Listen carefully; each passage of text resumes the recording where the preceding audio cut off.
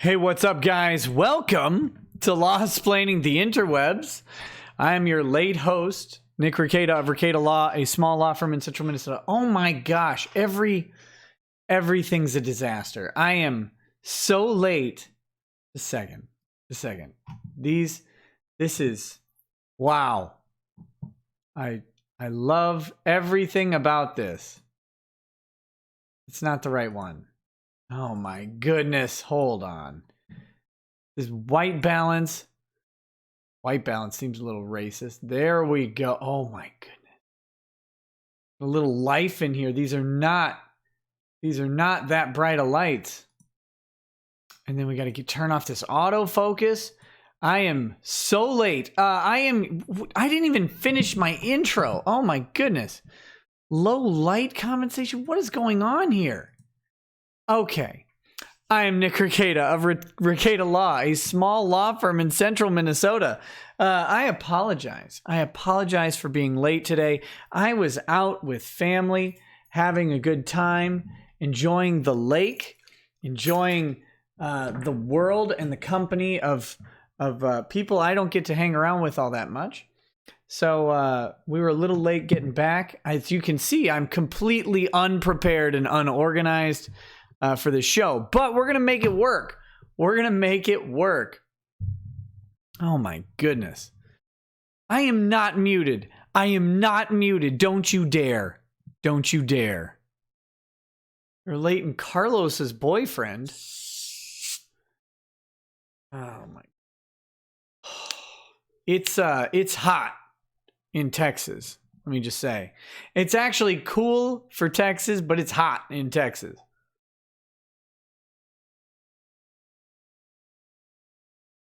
Did you check your Twitter DMs? No. I have not. I'll have to look for them. What is it about? Is it good? Is it something good? I could take a gander right now. I don't know that I saw. If it's in just the random Twitter DMs, I mean, turn down your nose. Nose redness is too bright. I can't. There's a lot of Twitter DMs. I'm not going to be able to find whatever it is. My neck is a disaster. Does anybody know a chiropractor in the house where I am right now? Because that's really, when I get down to it, that's what I need.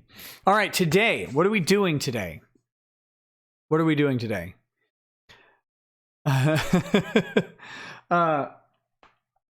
my goodness. Huh. Okay, today we are going to continue on Monica Rial and Toye's motion to dismiss, doing our sort of pretend, very high-level analysis of, you know, the affidavits and stuff, going through the motion one line at a time, just doing what we were doing the other day. So we're gonna just see how that goes. Wait, is this the edited one? This is an edited one. Got to page 7. We got through page 7, right? That's where we left off. What do you want? Oh, yeah, I don't know where that is. Don't think it's back here. Bon chance. How dare you? You can't. How dare you? You can't have them. I told you of my plan for this. Yeah, that plan's not a good plan. Nicholas. You told me to stop you. Okay, there's a difference between, say, at one point in the day. You can't take all of them. You said you were going to eat those. Okay, fine. That's my napkin. Well, I mean... Take it, racist. I don't know what napkins... You don't know what napkins have to do with race? Apparently you don't remember the napkin race riots of 1953? Yeah, in Glendale, Louisiana. the napkin race riots of 1953? No. We lived it when I was in high school. Get out of here. I'm trying. We're just trying to. You want to see what she's taking? Do you want to see what she's taking? Look at this. I hope you can see this. These are maple bacon donuts. And she's taking them with the napkin. Oh my gosh. Okay. Okay. Now, never mind. Never mind. I've got these donuts and donut holes. I'll try not to eat them on stream. What? I would never have the box of kolaches.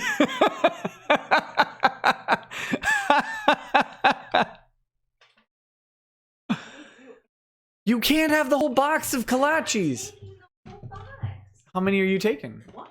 One? Oh, that's fine. There's only 3. That's not one, that's a double. I was taking them apart. Jeez. Sorry. Like I said, we just got back. There we go. There may be a point in this stream where I start eating these. I'm not. Did you tell them? I didn't. There you go. I don't tend to divulge that much private information. It was Lady Rackets and I's anniversary yesterday.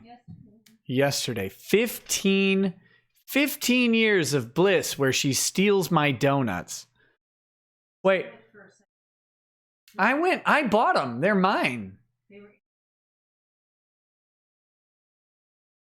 Get out of my room. So we've been married for 15 years. That's enough wholesome for this stream. Let's get back to what the very important stuff, which is making fun of some people who will never be married, apparently, because I don't know, they hate being with each other or something. All right. So we've got So we've got that. And there's something else. I have to check my notes. We're going to be looking at a couple rules. Texas rules of civil procedure, practice and remedies codes. What did I write down?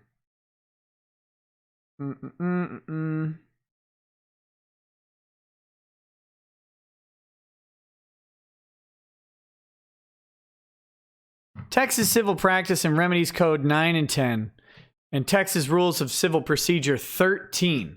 We're going to take a look at those.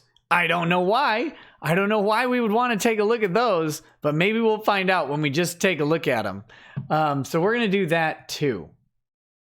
Let me get this thing kicked off properly with a peek, with just the tip of the GoFundMe. We're just gonna take a little examine of the GoFundMe. Now the GoFundMe has slowed down, and I understand why. I do. This is, of course, the real effect, right? The real effect of attacking the GoFundMe, flagging the GoFundMe, and then breaking people's trust in GoFundMe's ability to actually run their operation, is that the donations have slowed down a little bit, which is absolutely fine. Again, we have exceeded the goal twice. We're working towards a third goal, and I'm not in like a super rush to get there or anything like that. The faster, the better, obviously, but I think right now we're doing well. Let me pull this up here. We're at, here we go, $233,808. And it is great. It is great.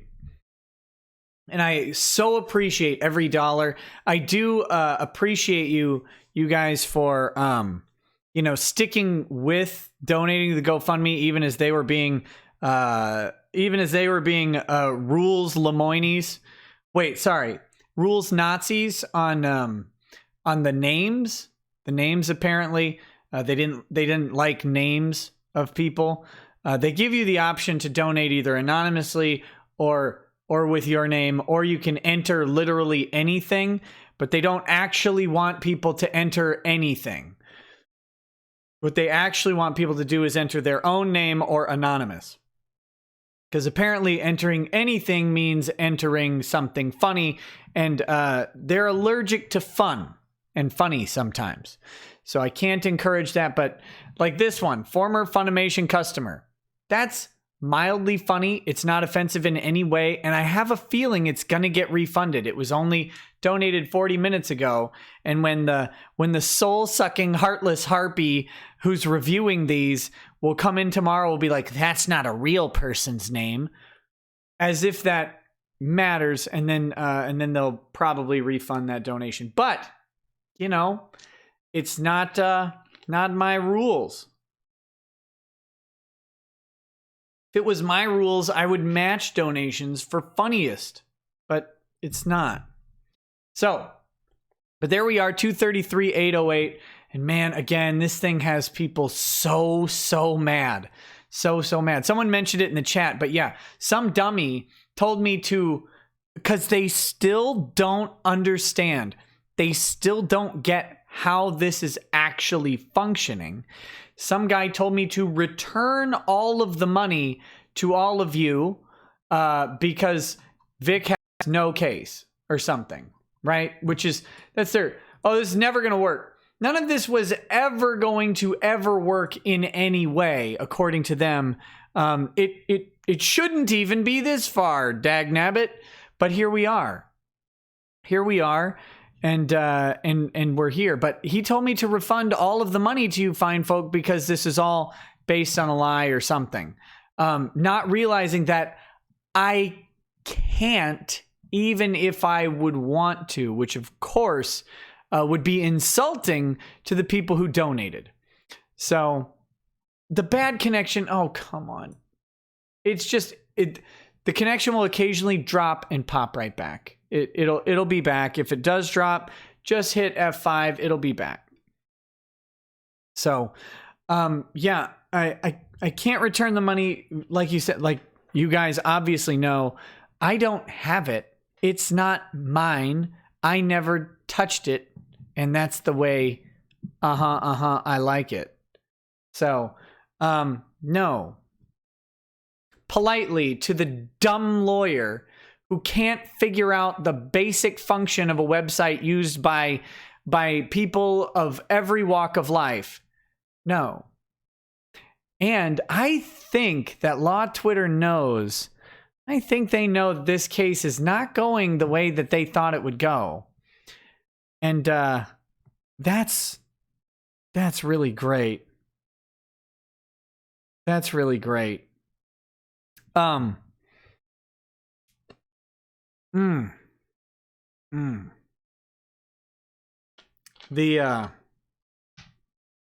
It's funny to see their arguments slowly breaking down in real time.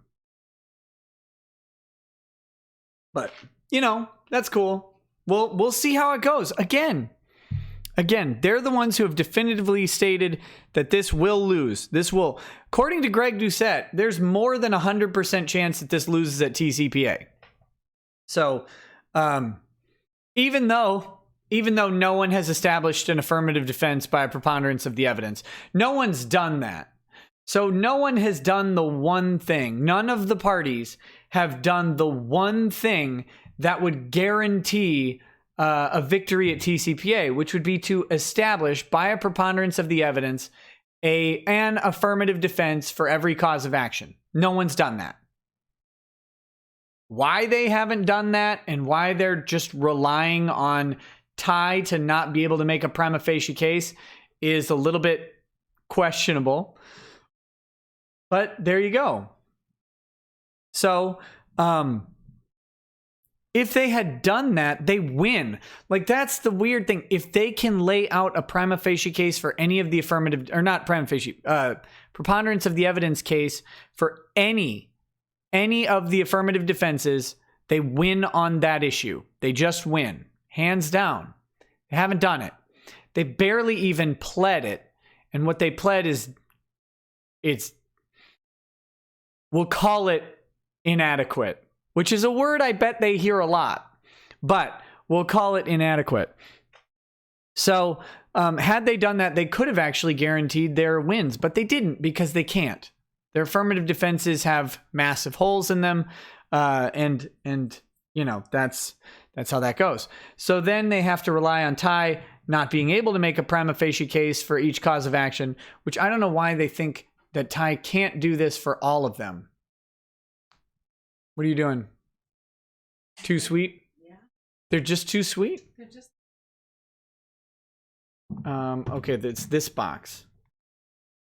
Are you gonna exchange it for one of these? Oh, no. Oh, good. I was just giving... So did you eat the half from Yes. before? You know what is funny? As I was walking in there, I'm like, he's gonna ask me if I ate the half first. And So you yes, I did. So I finished mine from earlier. That was mine from earlier. Yours from earlier, and then started to eat mine. But then I was like, I thought that was the better way to do it. Otherwise, I would end up with like 2 half donuts. No, you would have eaten the whole. You would have eaten the whole donut. But I didn't know I wanted to eat the whole donut, so I started with half because I didn't want to eat, you know, like a quarter of it. Okay, I have a show to do here. It makes sense. Are you kidding me? I knew we were going to have this conversation. I just knew it.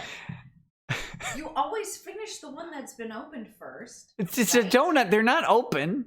Half of it was gone. It was open. That's not. It wasn't. Yes, it's opened though because the flesh of the inside of the donut has been exposed, and it's going to start to get unsoft. You know exactly what I'm talking about, so just shut up. I do. I know you're talking about flesh getting unsoft. Shut up. I hate you so much. I have to do a show. You're the one arguing with me. You're the one coming back here offering me sweet stuff. Get out of here. You're so weird.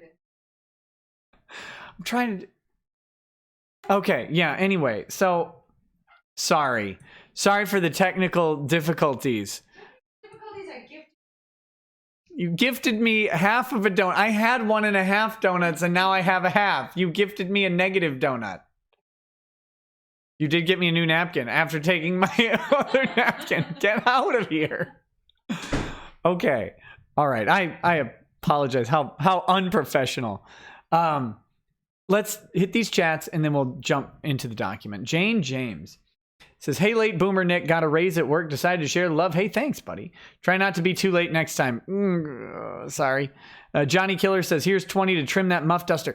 I don't have my my trimmer with me. So I gotta, and there's not one in this house for various reasons, but the next place I go to, I'm gonna see if I can get one. The doctor says, you mentioned in a prior stream, Jamie sent an email hoping Vic would rape a child. It wasn't an email, it was a direct message, but do you have that email to show us?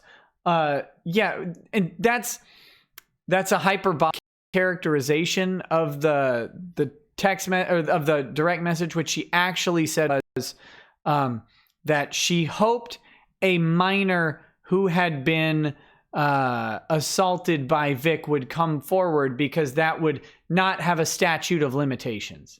That's the hyperbolic is she hoped a child would have been assaulted. That's the hyperbolic way. But what she said was they hope a child who had been assaulted came forward because then that would not have a statute of limitations. Do you have that email to show us? I've got the direct message somewhere. I don't know. Also, did you see Tug's video today showing Hanlea's DMs? I did not personally accuse Vic of anything. No, I did not watch Tug's video. I haven't watched anything. I've been, like I said, out with family all day. Ryan Mercado says, Law Twitter is desperate that Jay Woolman is asking you to return the money because you misled people. Just like the rest of Law Twitter, Jay is nothing more than a disgrace to the legal profession. Whoa. I can't verify that because I don't know, you know. Oh, as a question, has anybody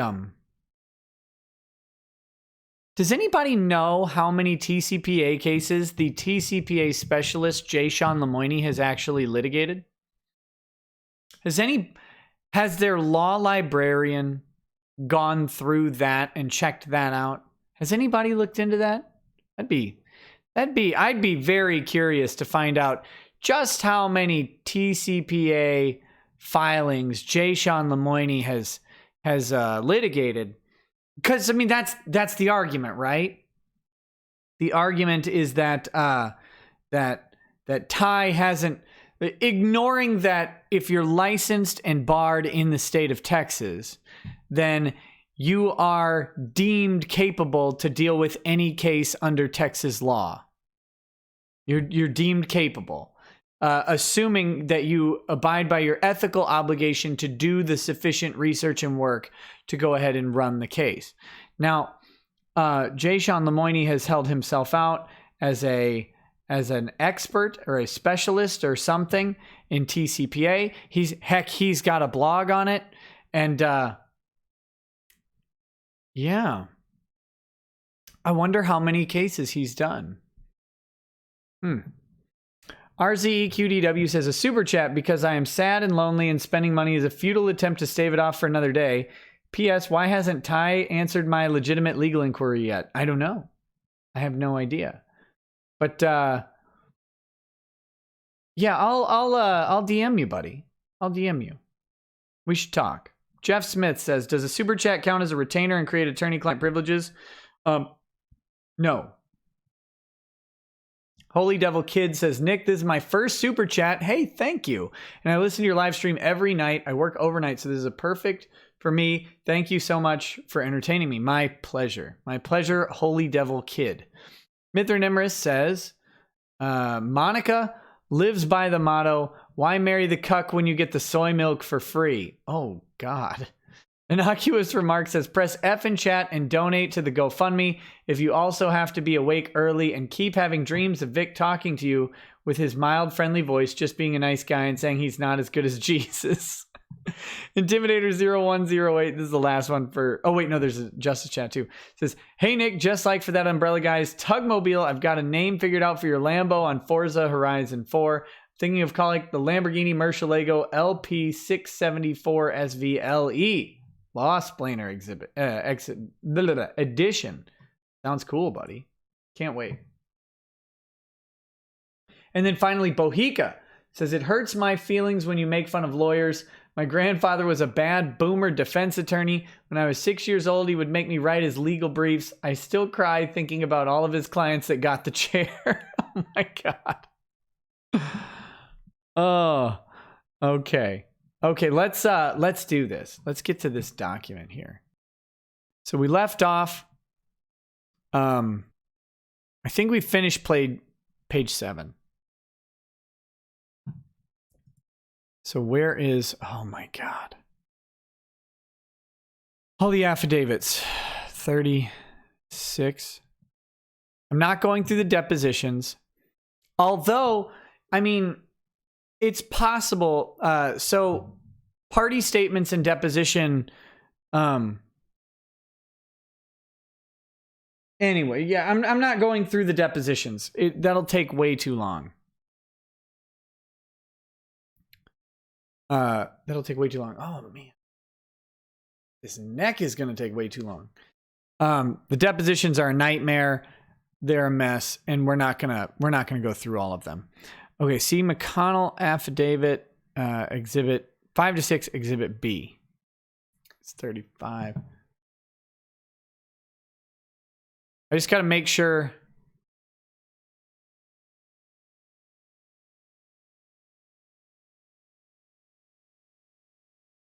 Just got to make sure I've got the right documents pulled up here. Oh my goodness.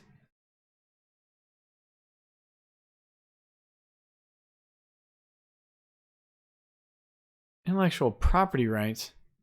What is this?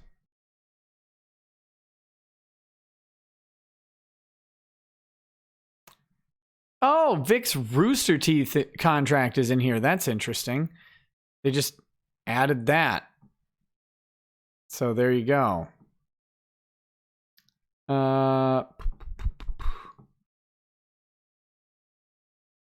Where is this? Oh.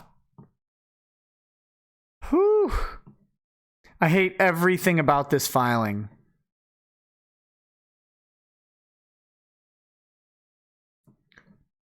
Wait a minute. Didn't I go? Okay, I did go through these. Okay. We've got it. We've got it. We've got it. I think we did this. Let's see.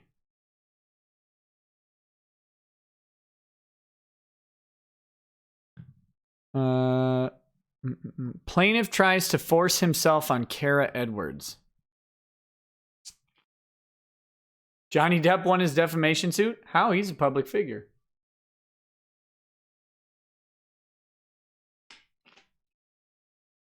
I wasn't water skiing. Oh my God, that would have been a disaster. I'd be in a hospital. Plaintiff tries to force himself on Kara Edwards. So this is where we left off. This is where we'll pick up.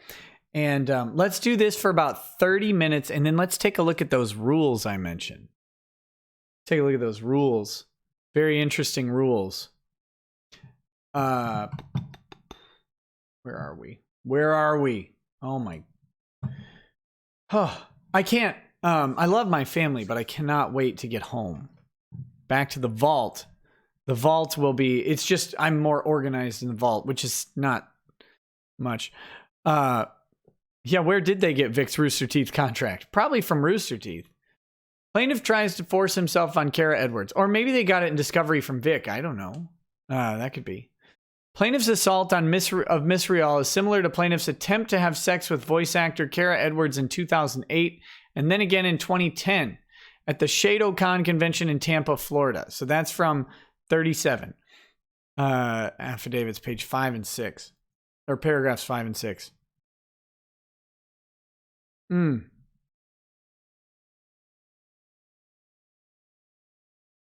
So we're just doing this one. I was able to get away from Manana's hug, say goodbye, and went into my hotel room alone.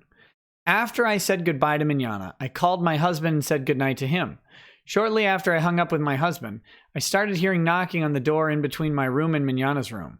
I froze and did not answer or open the door. The knocking stopped, and then my hotel room phone rang. It was Manana. Manana told me, "Open the door. Nobody has to know."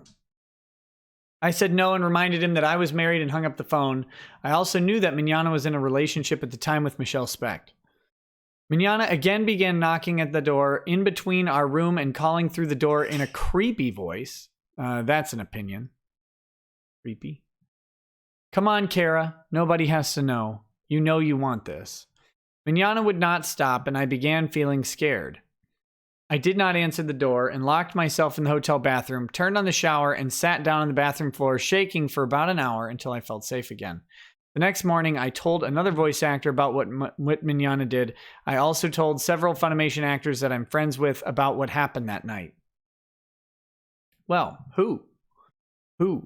As far as whatchamacallit, I guess we got to pull up the, hold on. Texas Rules of Evidence. We just got to pull this up real quick here.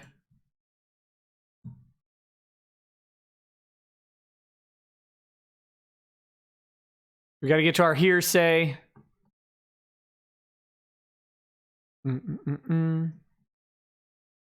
So hearsay. His statement means a person's, declarant means a person who made the statement. So, a statement that meets the following conditions is not hearsay. So what is hearsay? Hearsay means a statement that the declarant does not make while testifying at the current trial or hearing, and a party offers an evidence to prove the truth of the matter asserted in that statement. Okay? So, here's the interesting thing about hearsay. You can offer your own statement and have it be hearsay. So it's the declarant does not make while testifying at the current trial or hearing. So any statements within the affidavit are not hearsay because they're testimony at the current trial or hearing. sort of. And then, but any statement that you say you made is hearsay if it's used to prove the truth of the matter asserted in that statement. So the matter asserted means any matter a declarant explicitly asserts, and any matter implied by a statement if the probative value of the statement as offered flows from the declarant's belief about the matter. So let's take a look at these statements again. Here. Say bye. Well, the matter asserted is that you said bye. Right? Technically hearsay. Not that it really matters. I called my husband and said goodnight to him. Technically hearsay. Now, are you going to go after all of these individually? Probably not. They're not critical to the thing. But let's see. Frozen did not answer or open the door. Knocking stopped. So manana. I said no and reminded him that I was married and hung up the phone. That's hearsay, right? Can't say what you said to prove the matter asserted. So the matter asserted is that that she said no and hold on. This is, if it seems very convoluted, it's because the rules against hearsay are very convoluted. I also knew that Mignana was in a relationship. Mignana again began knocking, called through the door in a creepy voice. Come on, Kara, blah, blah, blah. Did not answer the door, locked myself in the hotel bathroom, turned on the shower and sat down. I told another voice actor about what Mignana did. That's hearsay. And I told other Funimation actors that I'm friends with about what happened that night. That's hearsay. So here's the, this I don't think is actually, let's get rid of that. Let's get rid of these because they're not really that big of a deal. These are the ones that are a problem, right? I told another voice actor about what Mignana did. Okay. So that's using the statement to assert the truth that Mignana did X. Does that make sense? The matter asserted is that Mignana did this, and the statement trying to prove the matter is her saying that she said Mignana did this. Okay? Same thing here. I also told several other Funimation actors that I'm friends with about what happened that night. The truth of the matter asserted is what happened that night. I mean, she just spent the time telling us what happened that night.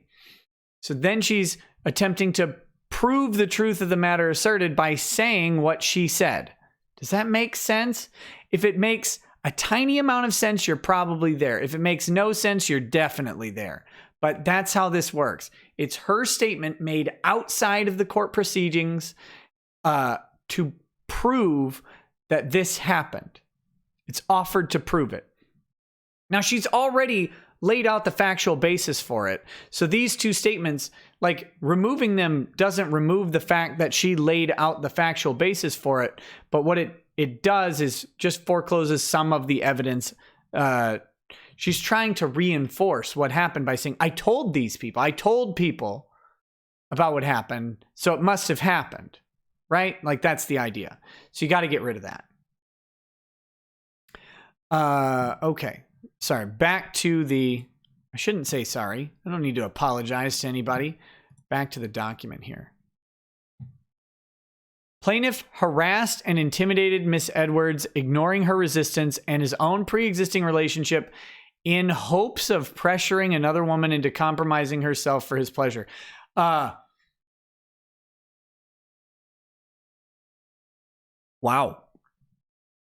Oh, it's also her whole statement here is this whole 2-paragraph section is offered as proof that he was attempting to have sex with her in 2008 and then again in 2010.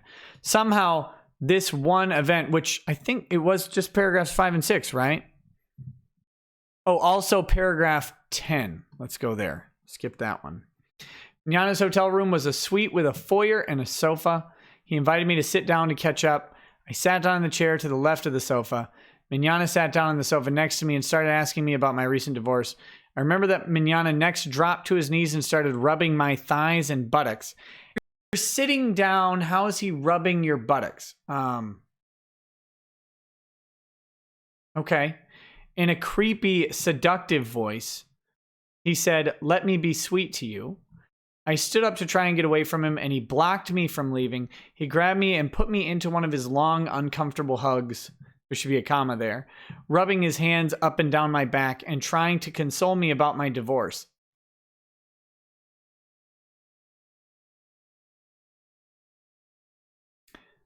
He pressed his face against mine, moving his mouth as close to mine as possible without actually kissing me. Manana would not let go or give me space. He again whispered into my ear, "Just let me be sweet to you." I will never forget what he said as long as I live because it was so disturbing and creepy. He repeated this phrase multiple times. There are problems in this paragraph. It's not a lot of hearsay because they are party statements. So statements of Vic offered against him. So any of his statements are probably going to stand here. But this is the weird thing. All of these interactions read so fictitiously. I'm not saying that they're false, although I believe them to be false, but like, this is a weird thing. Okay, so invite me to sit down to catch up. I sat down in the chair to the left of the sofa. So she's in a chair. He sits down on the sofa next to me.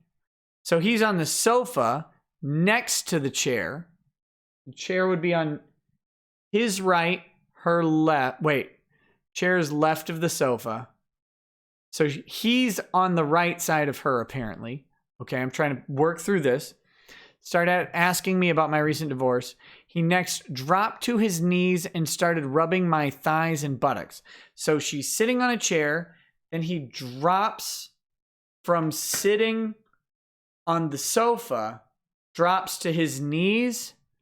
I guess he also pivots and moves over to be in front of the chair and starts rubbing her thighs like this and her buttocks that she's sitting on. And says, "Let me be sweet to you." She stood up to try to get away from him, and he blocked me from leaving. So she stands, he's on his knees in front of her. She stands up to try and get away, and he blocks her from leaving. That's an interesting story for cross-examination. That's what I'm going to say about it. That's an interesting story for cross-exam. So one thing I want to be clear is, as we're going through these documents, trying to see what could be struck just as hearsay or legal conclusions, right? Just looking at those two things, which is kind of what they did in the previous motion, hearsay and legal conclusions. Know that just because some of this information is going to stay in doesn't mean that it's going to be useful, or that it's not going to get struck on other grounds, or that this can't be controverted. But man, wouldn't you love to ask questions about this story on cross-examination? Okay, so you stood up, right?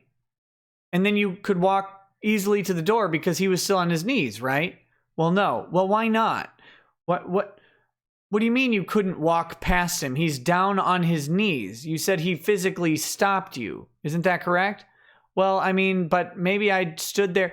Like, the process of breaking this scene down would be, I just think that this would be really interesting on cross-exam. Because it just doesn't make sense. This account doesn't make any sense to me. Maybe I'm wrong. Okay, Scully says, wait, Jay Sean has a blog. Wouldn't that make him a black lung internet lawyer? Yes. Kevin says, first super chat. Hey, what's up, Kevin?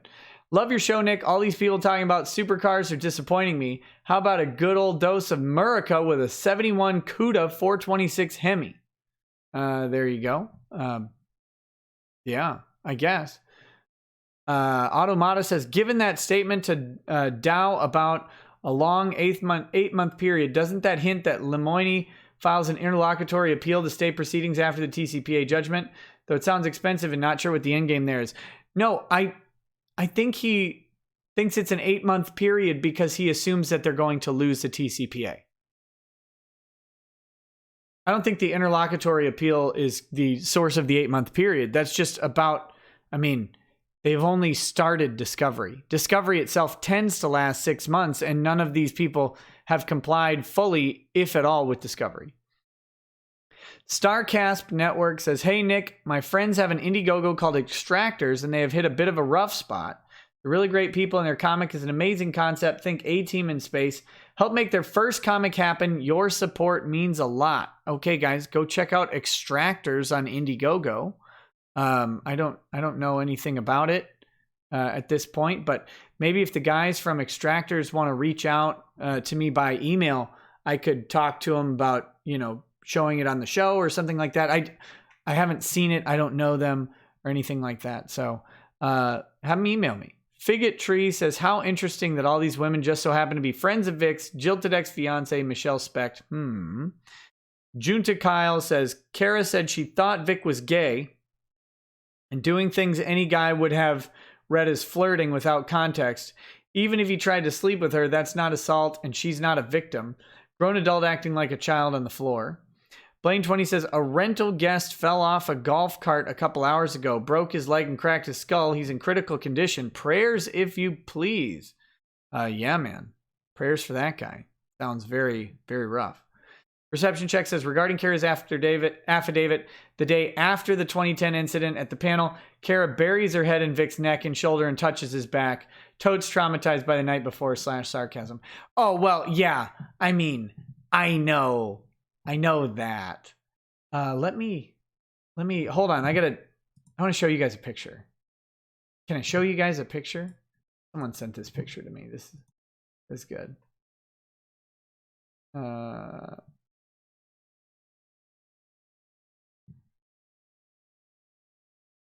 It's actually a terrible picture. Oh my gosh. What is Vic doing here? Hold on. Here we go. All right, here's the, okay. Look at that. Look at this picture. Notice the date, April 30th, 2008.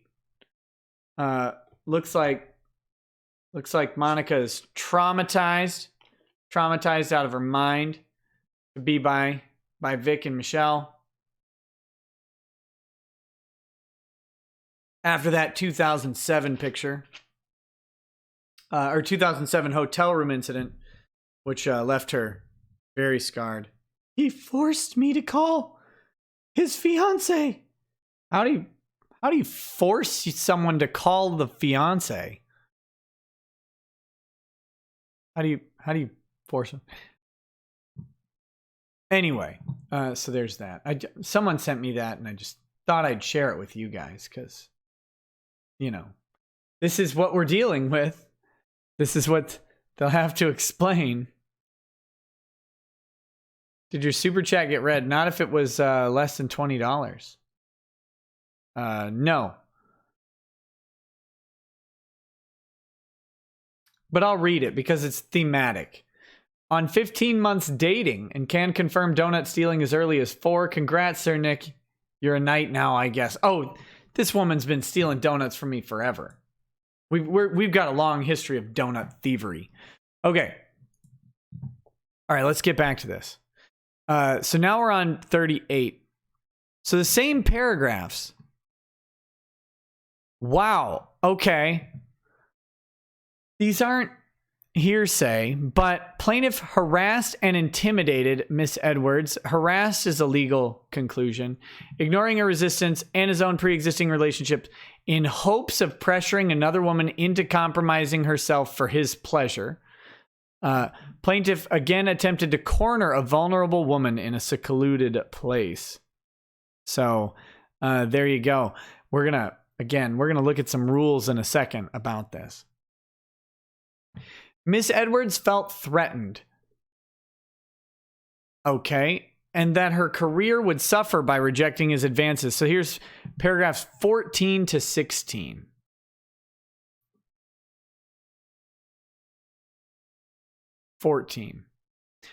Finally, Mignogna walked away. The next morning, Mary Reese noticed I was upset. Hearsay. She asked me what was wrong. Hearsay. Now, the matter asserted. She's upset. Something is wrong.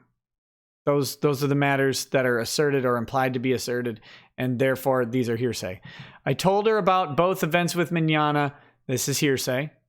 Her own statement, but still hearsay. I also told her about the event 2 years prior in North Carolina. I told her that I was terrified of Mignogna, that I was very worried he was going to try and hurt my career. So there we go. That we get rid of that one. On the same Sunday at ShadowCon, in which I told Mary Reese about Mignogna's behavior, at least this, well, okay, so this statement includes some sort of hearsay, right? But it's not the truth of the matter asserted. The truth of the matter asserted is that she told Mary Reese about, she talked to Mary Reese on Sunday at the ShadowCon in which this conversation occurred, right? So the matter asserted is the time. Mignogna and I were supposed to sign autographs together in the same convention room.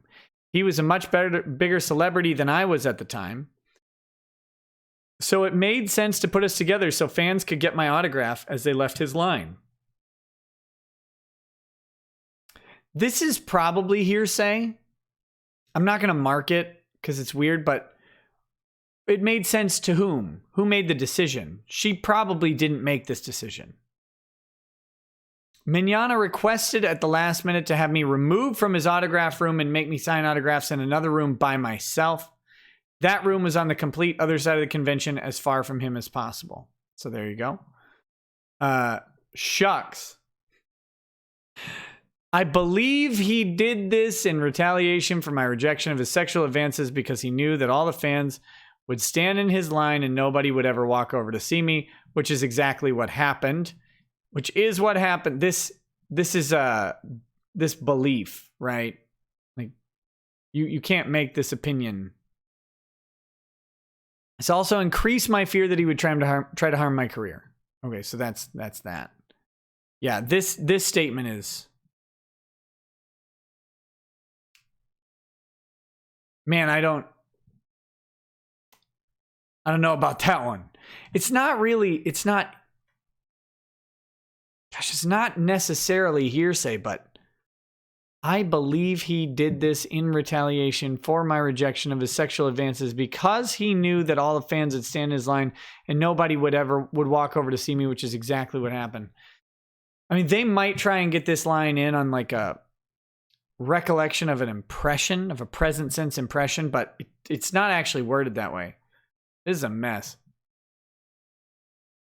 Erotic fan fiction readings. So here we go. Nevertheless, she resisted plaintiff's aggressive attempts to bed her, very aggressive attempts to bed her. Even taking her story as true, these are not aggressive attempts to bed her. Oh my gosh. And the following day, plaintiff exacted his petty revenge on Miss Edwards by interfering with her pre-scheduled autograph signing. That's paragraph 15. We just read that one.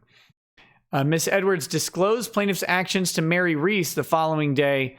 That's Mary Reese affidavit. That's Exhibit F. Paragraph 9 and 10. Let's go there.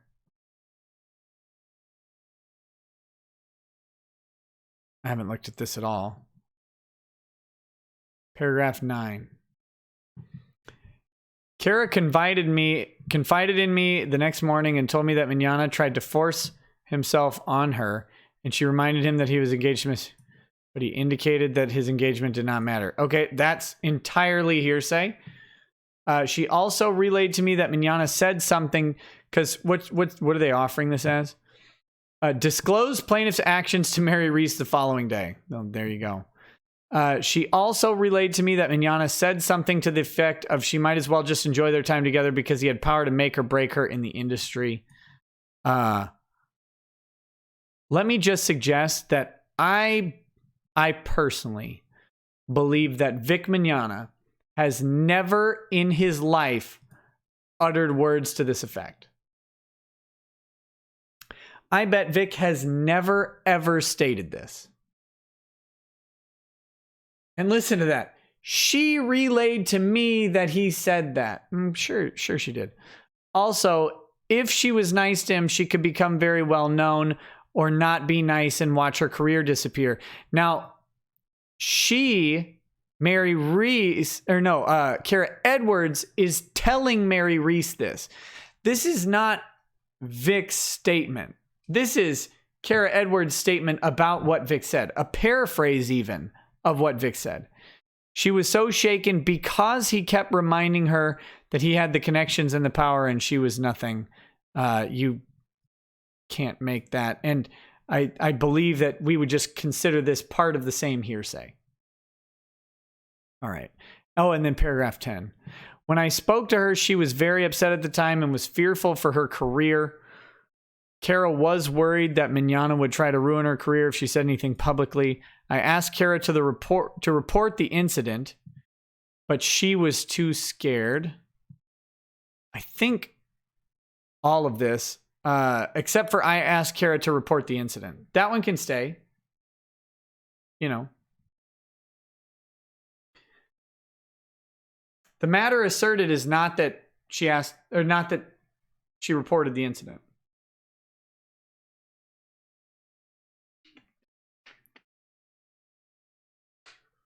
All right, so here we go. Next. Miss Edwards has since attempted to avoid working on projects with plaintiff and has declined to attend conventions when plaintiff attends. Paragraphs 21 and 23. Back up to Exhibit C. I would just, go ahead and find these things, but I can't. Paragraph 21. I now try my best to avoid Mignogna and avoid working with him. For example, last year I received a call from Funimation for a voice acting project. It is common for Funimation to send you a text for work and schedule a day and time, show up without any more details about the project. When I arrived at Funimation, I learned for the first time that it was for a project Mignogna was directing. During the recording session, I heard Mignogna repeatedly tell the engineer how talented and amazing he thought I was to try and woo and impress me. I felt uncomfortable. After these statements, like I felt uncomfortable, that is a present sense impression, and that should be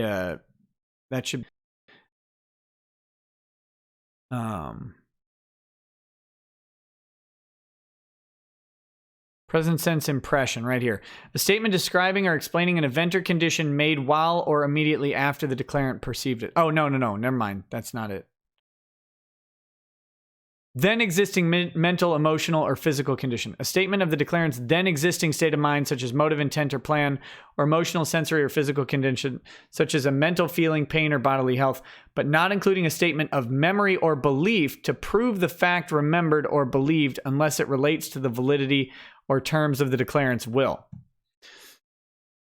So you can make a statement about your then existing state of mind. I was scared. I felt uncomfortable. Those are fine. But you cannot include a statement of memory or belief to prove the fact remembered. You can't say, I was scared, so I remember that. Does that make sense? There you go. Okay.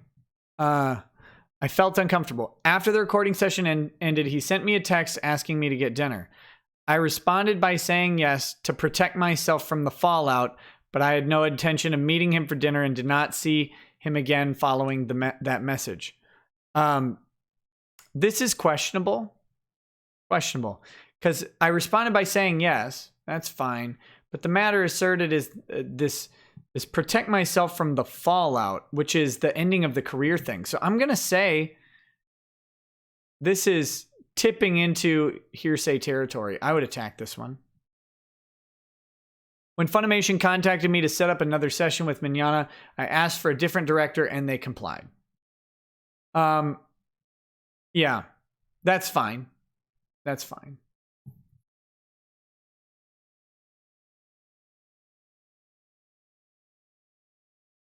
Blaine 20. Wait. Perception check says regarding Kara's after. Oh, wait, no, I read that one. Blaine 20 says what people might not be realizing at this point is that these women are performing an elaborate fraud on Michelle for the whole world to see. Kaki Onsai says this entire TCPA motion does not sound like it's written by a competent attorney. Instead, it sounds like it was dictated by Monica with minor smatterings of Andrea Perez thrown in. Is more deficient than Ron's libido. Schwanz Gruberman says, hey, Nick, is there any more info you can tell us about the thing you wanted to tell us but can't right now? You said it in a previous live stream. Oh, and cheers for all the good work, mate. Nope, not yet. Not yet. Dustin Nichols says, if nothing else, this entire ordeal should boost all the pro-Vic self-esteem. Apparently, if you've had a good experience with him, it's only because he preys on fat dykes. Wow. So there you go. All right. So we got paragraph 21, now 23.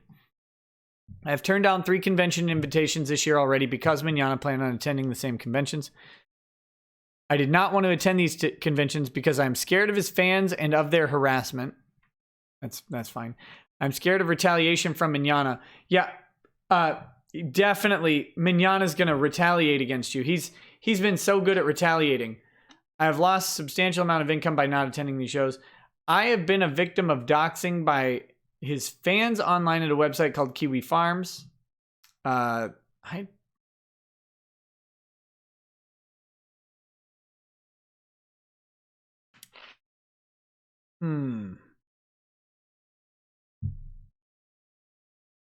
This statement is very interesting. So, one, how do you know that they're his fans who doxed you? Second of all, I think this is hearsay. Kiwi Farms, that is a website that is known for encouraging the harassment, bullying, and stalking of individuals. It is known. There's no foundation for this. So, or both of these, she doesn't demonstrate the requisite knowledge why she would know these things. Private information about where I live, my date of birth, and other information about me has been posted on Kiwi Farms in an attempt to incite others to stalk, harass. These are...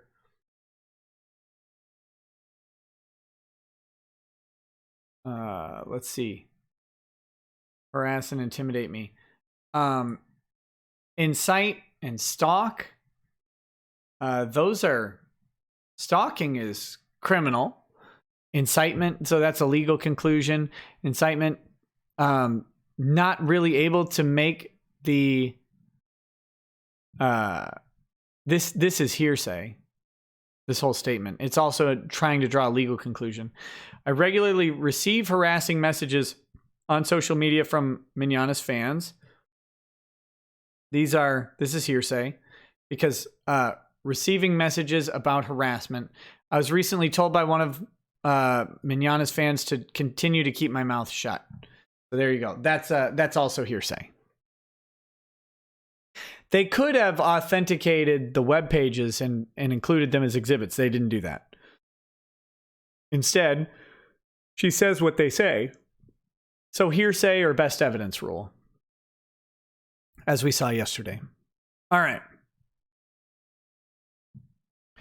Plaintiff has a decade of admitted infidelity and consensual sexual activity. Oh, look, we're right at the time where maybe it's a good point to pull up. What is it? Hold on. I get the acronyms all mixed up on this. Texas Civil Practice and Remedies Code 9 and 10. Let's look at these. Texas Civil Practice and Remedies Code.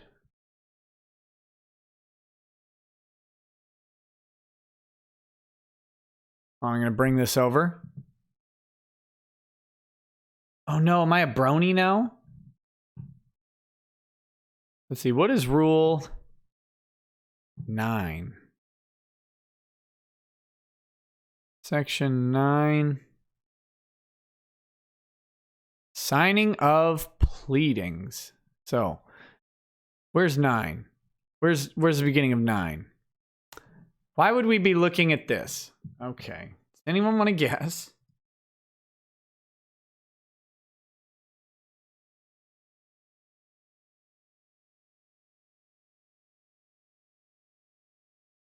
Okay, I think that should be big enough for you guys to easily see. We can go bigger. Whoops. There, that's got the whole thing, I think. All right. So here's 9. Chapter 9. Frivolous pleadings and claims. Subchapter A. General provisions. Claimant. So here we've got some definitions. Claimant means a party, including a plaintiff, counterclaimant, cross-claimant, third-party plaintiff, or intervener, seeking recovery of damages.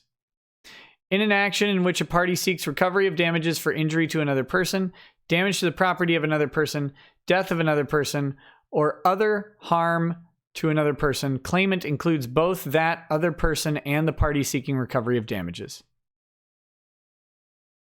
Defendant means a party, including a counter-defendant, cross-defendant, or a third-party defendant from whom a claimant seeks relief.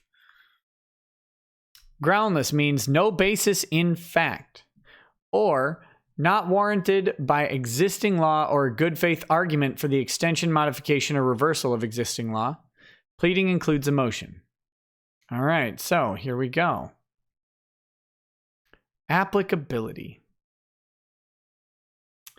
This chapter applies to an action in which the claimant seeks damages for personal injury, property damage, or death, regardless of the legal theories or statutes on the basis of which recovery is sought, including an action based on intentional conduct, negligence, strict tort liability, products liability, whether strict or otherwise, or breach of warranty, or damages other than for personal injury, property damage, or death resulting from any tortious conduct, regardless of the legal theories or statutes on the basis of which recovery is sought, including libel, slander, or tortious interference with a contract or other business relation.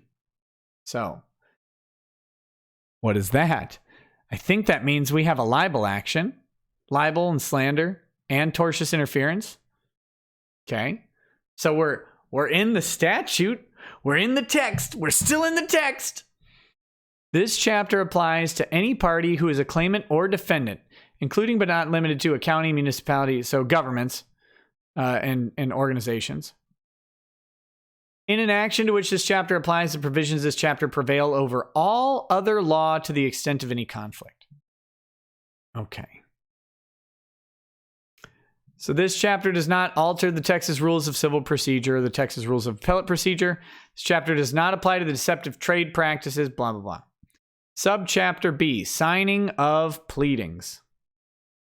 Do you guys, are you guys following with me on this? Do you see where we're going with this?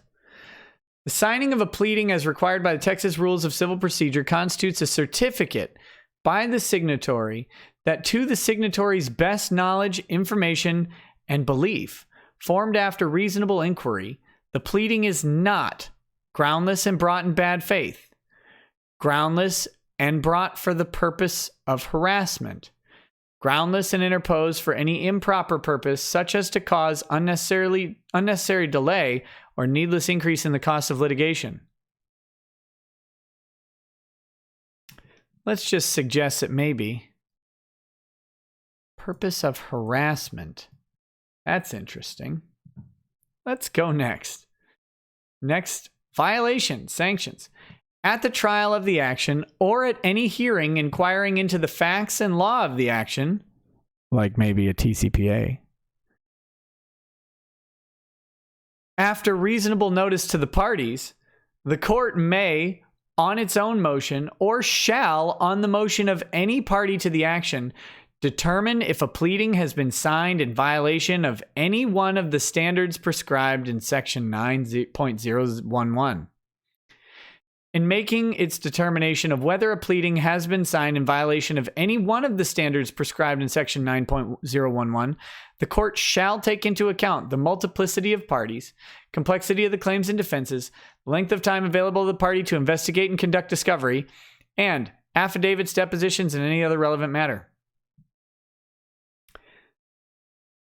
If the court determines that a pleading has been signed in violation of any one of the standards prescribed by Section 9.011, the court shall, not earlier than 90 days after the date of the determination, at the trial or hearing or at a separate hearing following reasonable notice to the offending party, impose an appropriate sanction on the signatory or a represented party or both. The court may not order an offending party to pay the incurred expense of a party who stands in opposition to the offending pleading if, before the 90th day after the court makes a determination under subsection A, the offending party withdraws the pleading or amends the pleading to the satisfaction of the court or moves for dismissal of the pleading or the offending portion of the pleading. So, the sanction may include one or more of the following: the striking of a pleading or the offending portion thereof. What are we looking at here? What are we looking at here? What are we looking at? Plaintiff has a decade of admitted infidelity and consensual sexual activity in the anime industry. Why are there quotes around consensual? Let's read these subheaders real quick. Well, let's look at this. What's the foundation for this? What purpose is this serving? What argument is there? What's this? Now let's get to these subheaders. Plaintiff's first known assault occurs 30 years ago. That maybe is okay. What's the next one?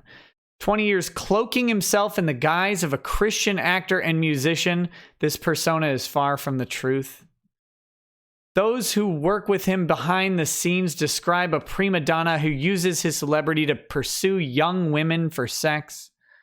That is hearsay, by the way. Like, this is not a valid subheader. Plaintiff assaults Monica Rial in 2007. This might actually be okay. Like, you can firmly assert your position, and that is their position for sure. Plaintiff tries to force himself on Kara Edwards. That one's a little bit sketchier. Plaintiff is, yeah, so we covered that one. What's this next one? Plaintiff's long history of alleged sexual harassment, pedophilia, and homophobia erupt online. This is just subheaders. Plaintiff weaponizes his fan base and issues several self-serving statements to spin the narrative in his favor. These are weaponized. The apology fails, and numerous articles outline what insiders have known for years. Let's see. Plaintiff's poor reputation in general, refusal to acknowledge that kissing children is improper. Twitter firestorm and defamatory articles take their toll. 2 major anime studios terminated their association, causing plaintiff to lose blah, blah. Plaintiff sends a faux apology to Miss Rial to set up and generate sympathy with a public apology. Well, this one's fine. What else do we have? Prior to filing suit, Vic's friend proposes an agreement to avoid litigation. Plaintiff will publicly declare himself a sex addict if Miss Rial and Miss Markey will recant. This is sensational, right? This isn't what happened. I mean, it's kind of what happened, but the way they're characterizing it, what are they doing here? That's just the headers. We haven't even gotten into the article. What we also haven't gotten into is what purpose Michelle Specht, which we might get to that in a little bit. What purpose Michelle Specht's affidavit and that attached email has to do with any of the present claims? None of that. So let's get back to this. Sorry, let's get back to this document here. So the sanctions may include striking of a pleading or the offending portion thereof, dismissal of a party, or in order to pay to a party who stands in opposition to the offending pleading the amount of the reasonable expenses incurred because of the filing of the pleading, including costs, reasonable attorney's fees, witness fees, fees of experts, and deposition expenses. Court may not order an offending party to pay the incurred expenses of a party who stands in opposition to the offending pleading if the court has, with respect to the same subject matter, imposed sanctions on the party who stands in opposition to the offending. So if one party's done it, you can't make them both pay. All determinations and orders pursuant to this chapter are solely for purposes of this chapter and shall not be the basis of any liability, sanction, or grievance other than as expressly provided in this chapter. Does not apply in any proceeding to which Section 10.004 or Rule 13 of Texas Rules of Civil Procedure apply. Report to the Grievance Committee, sanctions, blah, blah, blah. Pleadings are not frivolous.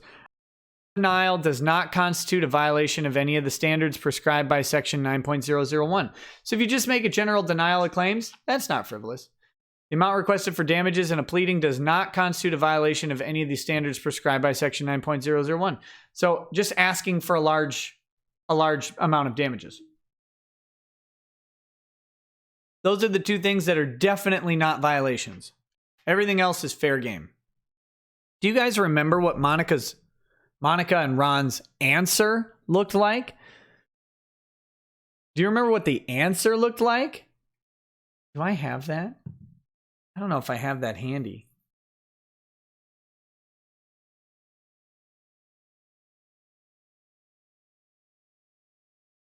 I don't have that one handy. That answer was brutally bad. Brutally bad. So, I don't know. Maybe we're going to see some Chapter 9 questions. Let's look at Chapter 10, Sanctions for Frivolous Pleadings and Motions. Signing of pleading and motions. Same thing. Constitute a certificate by the signatory that the signatory's best knowledge, information, belief formed after reasonable inquiry. So if 9 applies, 10.004 can't. So we'll take a look at that in just a second.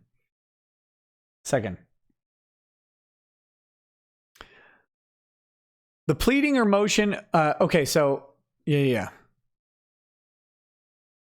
The pleading or motion is not being presented for any improper purpose, including to harass or to cause unnecessary delay or needless increase in the cost of litigation. Like, I don't know, maybe having 500 pages of exhibits that are not necessary. Many of them frivolous, many of them lacking foundation, many not authenticated. Each claim, defense, or other legal contention in the pleading or motion is warranted by existing law. Remember, they filed something like 29 affirmative defenses in their pleadings.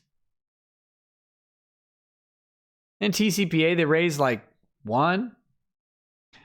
Or by a non-frivolous argument for the extension, modification, or reversal of existing law, or the establishment of a new law. Each allegation or other factual contention in the pleading or motion has evidentiary support, or for a specifically identified allegation or factual contention is likely to have evidentiary support after reasonable opportunity for further investigation or discovery. What if we get their affidavits struck? Then they're not going to have evidentiary support. Each denial in the pleading or motion of a factual contention is warranted on the evidence, or for a specifically identified denial is reasonably based on a lack of information or belief. Motion for sanctions. They may make a motion for sanction. Notice an opportunity to respond. Provide a party with notice. Here's the violation. A court that determines that a person has signed a pleading or motion in violation of Section 10.001 may impose a sanction on the person, party represented by the person, or both. The sanction must be limited to what is sufficient to deter repetition of the conduct or comparable conduct by others similarly situated. Sanction may include any of the following: directive to the violator to perform or refrain from performing an act, an order to pay a penalty into court, and in order to pay to the other party the amount of the reasonable expenses incurred, and, by the way, not or, reasonable expenses incurred. Oh, come on. It's coming back. I hate this internet connection. In order to pay to the other party the amount of the reasonable expenses incurred by the other party because of the filing of the pleading or motion, including reasonable attorney's fees, Court may not award monetary sanctions against a represented party for a violation of section 10.0012. Oh, so Monica and Ron aren't responsible for the legal conclusions. Well, thank goodness Casey signed that document anyway, right? Casey signed the answer document, and I think Jay Sean signed this motion document. Court may not award monetary sanctions on its own initiative unless the court issues its order to show cause before a voluntary dismissal or settlement of the claims made by or against the party or the party's attorney who is to be sanctioned. Filing of a general denial under Rule 92 shall not be deemed violation of this chapter. And then the court will order this. So that's this one.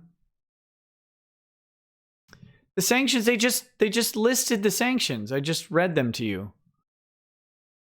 Let's read the sanctions again real quick. A sanction may include any of the following: a directive to the violator to perform or refrain from performing an act, an order to pay a penalty into court, and an order to pay to the other party the amount of the reasonable expenses incurred by the other party because of the filing of the pleading. So Section 10 has monetary sanctions or directions to do or not do something. Section 9 sanctions include the dismissal of a party. That means you lose. Okay? That's what dismissal of a party means. Where did that go?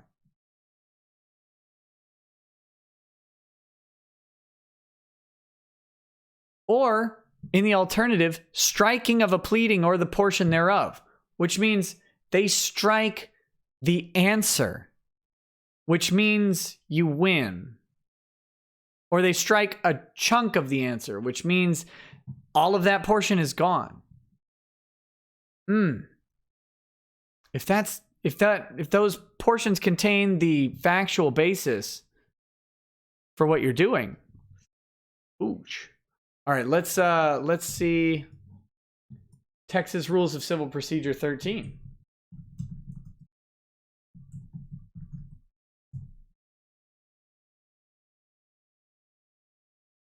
Oh no.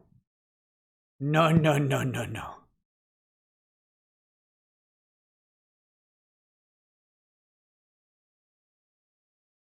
Effect of signing pleadings, motions, and other papers.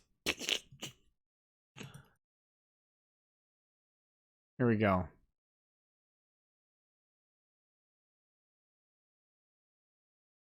Here's Rule 13.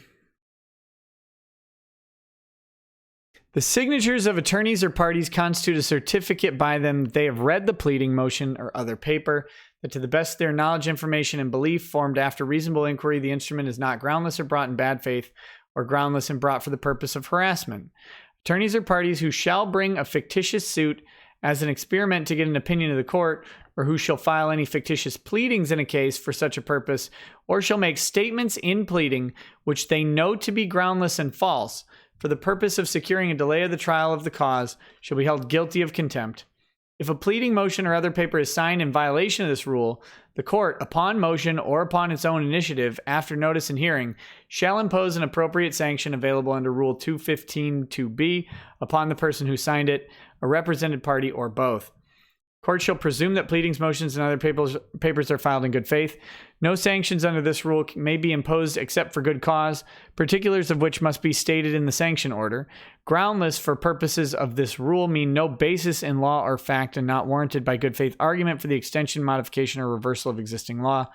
General denial does not constitute a violation of this rule. The amount requested for damages does not constitute. So similar here. What's 215 -B? No, 2B. Let's just go to Rule 215, I guess.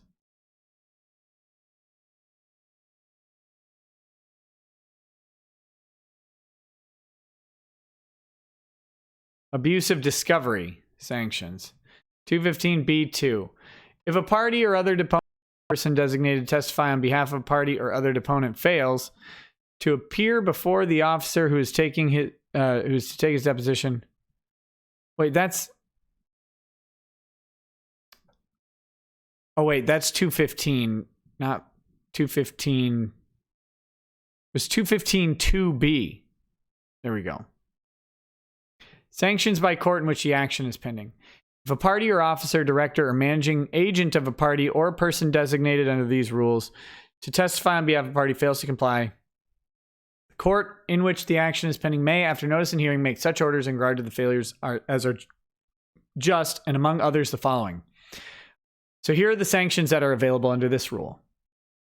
An order disallowing any further discovery or any kind of any kind or of a particular kind by the disobedient party. An order charging all or any portion of the expenses of discovery or taxable court costs or both against the disobedient party or the attorney advising him. An order that the matters regarding which the order was made or any other designated fact shall be taken to be established for the purposes of the action in accordance with the claim of the party obtaining the order. That means that if you're seeking to establish a thing and they present some frivolous stuff to try and counter that you win on that, and it's established for the sanction says for the trial. An order refusing to allow the disobedient party to support or oppose designated claims or defenses, or prohibiting him from introducing designated matters and evidence. An order striking out pleadings or parts thereof, or staying further proceedings until the order is obeyed, or dismissing with or without prejudice the action or proceedings or any part, rendering a judgment by default against the disobedient party. So that's the gist of it. Them to be factual. Now, knowing that Vic assaults Monica Rial in 2007 to be factual based on their evidence, they're going off of her deposition and affidavit. They reasonably concluded that, okay, fine. This consensual sexual to the outer world, plaintiff represented that he was in a committed relationship with voice actress Michelle Specht.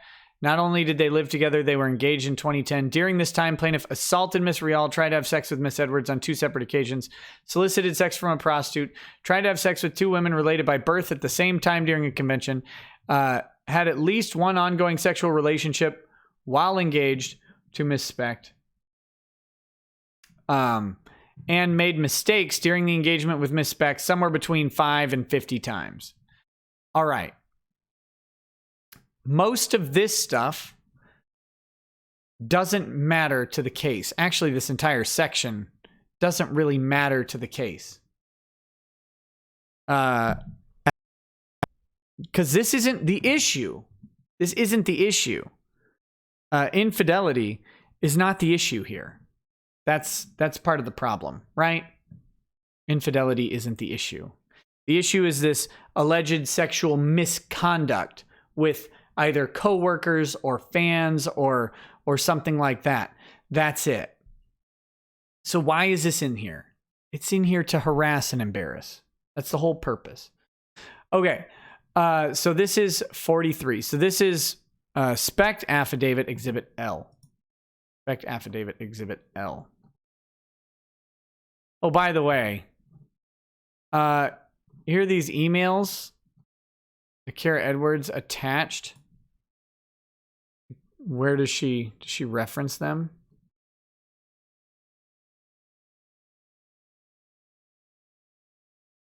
Let me see if attached. Where'd we go? That's declaration of Jay Sean Lemoyne. This is Beard Harris letter.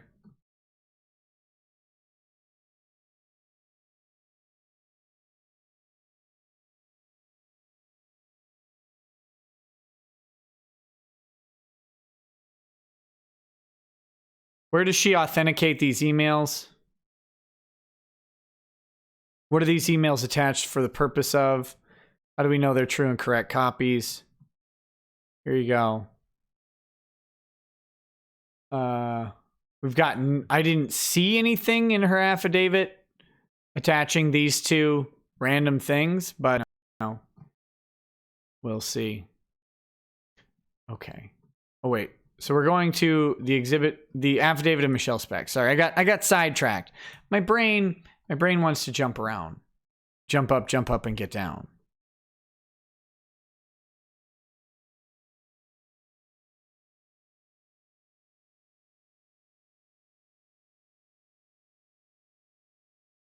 Exhibit L.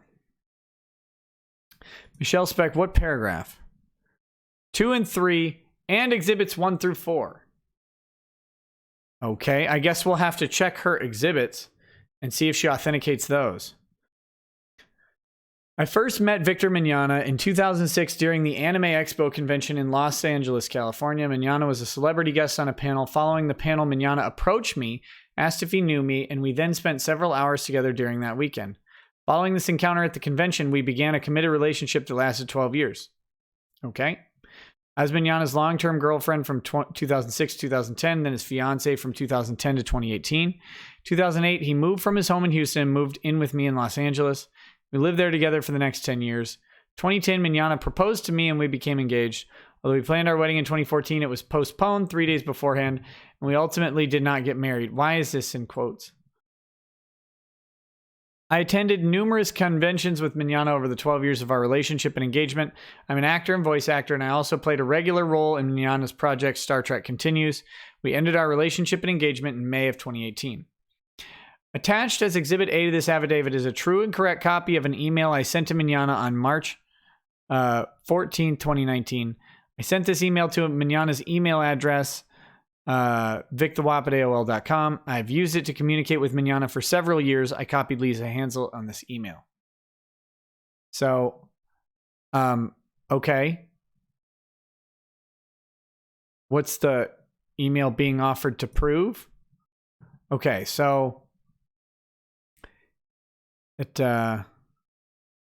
represented that he was in a committed relationship with voice actress Michelle Specht. There, 43. So the citation has exhibits 1 through 4 listed, which they don't actually have exhibits 1 through 4. It's A, B, C, and D. Okay. Attached as Exhibit B to this affidavit is a true and correct copy of an email I received from Mignogna. Mignogna used his email address, victhewap@iCloud. I've used that to communicate with him since receiving this reply. Exhibit C is a true and correct copy of an email I sent to Mignogna on March 20th, and a true and correct copy of an email I received from Mignogna on March 22nd. This concludes my affidavit testimony. The question is, are these hearsay? And are they necessary? Again, she lays out their relationship here. Why are we reading these attached emails? And I don't know if I actually want to go through these emails that were sent back and forth here. But let me see. Why are they offered anywhere else? Paragraph 3. Are they referenced anywhere else? Specht affidavit at Exhibit A. Okay, so there's this whole email they just decided to include in the footnote. No more. Specht affidavit Exhibit 1 of Exhibit L. They can't figure out if it's A or 1. They should make it A1. It'd be steak sauce, right?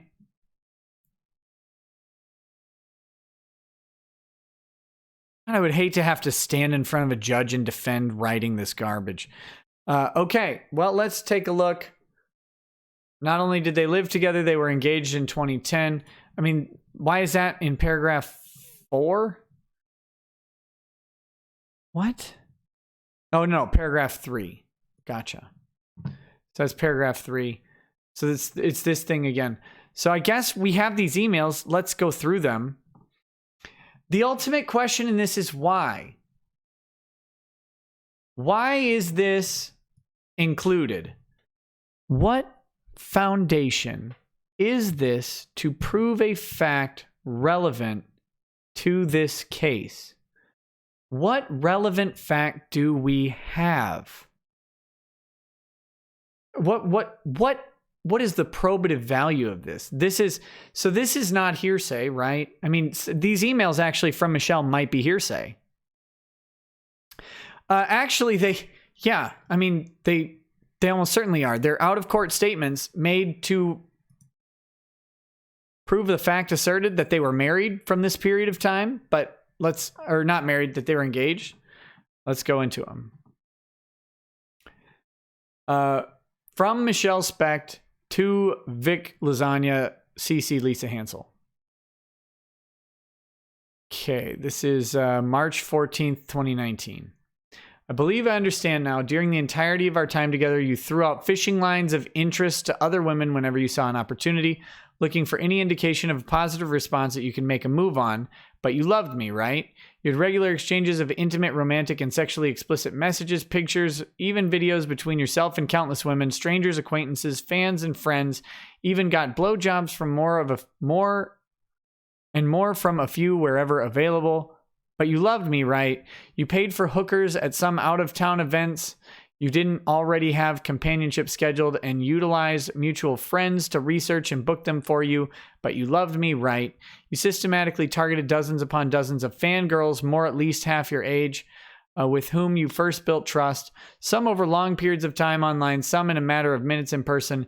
Made each one feel so very special and chosen with the endless charm, attention, and mask of sincerity that abounds when you want something, seduce them, proposition them, and turn them into convention Fs, doing so in every city and every country you went to, calling me afterward like you always did before you went to bed, sometimes with them still in the room. But you loved me, right? You used your Star Trek continues and con buddies. So this is after all of the allegations came out.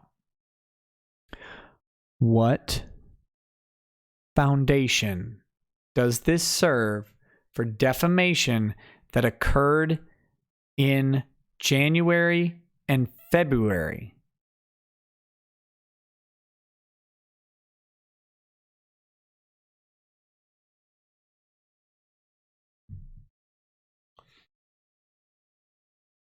Use your Star Trek continues and con buddies as regular wingmen at conventions to help arrange these hookups, effing your way from one cosplayer to another, one group to the next, telling each one, I don't usually do this, there's just something about you, convincing them you didn't need to use condoms because they were the only one, or don't worry, I've taken care of, after which you would come home and slip into our bed beside me as if nothing happened. But you loved me, right? You started several serious second relationships, additional long-term girlfriends the whole time we were living together and engaged, flew them out to spend the weekend with you at events, took them on romantic trips out of town, spent major holidays and birthdays with them when you were too busy working to be with me or my family, created secret contact names on your phones to keep them hidden, carved time and energy out of your life to focus on them, built serious emotional relationships with them, and told them how much you loved them every day. But you loved me, right? You turned my concerns about flirtatious and overly intimate interactions I myself witnessed, and that others told me they witnessed, into opportunities to be offended and affronted, to respond in anger and sometimes aggression. Flip the situation so I would seem delusional or even crazy, as if I was the one who couldn't let go or forget. When will that stuff be done with? When will it be over? When will it finally be forgiven? But you loved me, right? Every woman you are in any way attracted to becomes a source, useful to you for one single purpose, to make you feel attractive, virile, significant, important, wanted, needed, special, famous, and less insecure in whatever capacity they are willing or able to provide it, without a single thought about the ramifications to them, me, or us when you were done with them.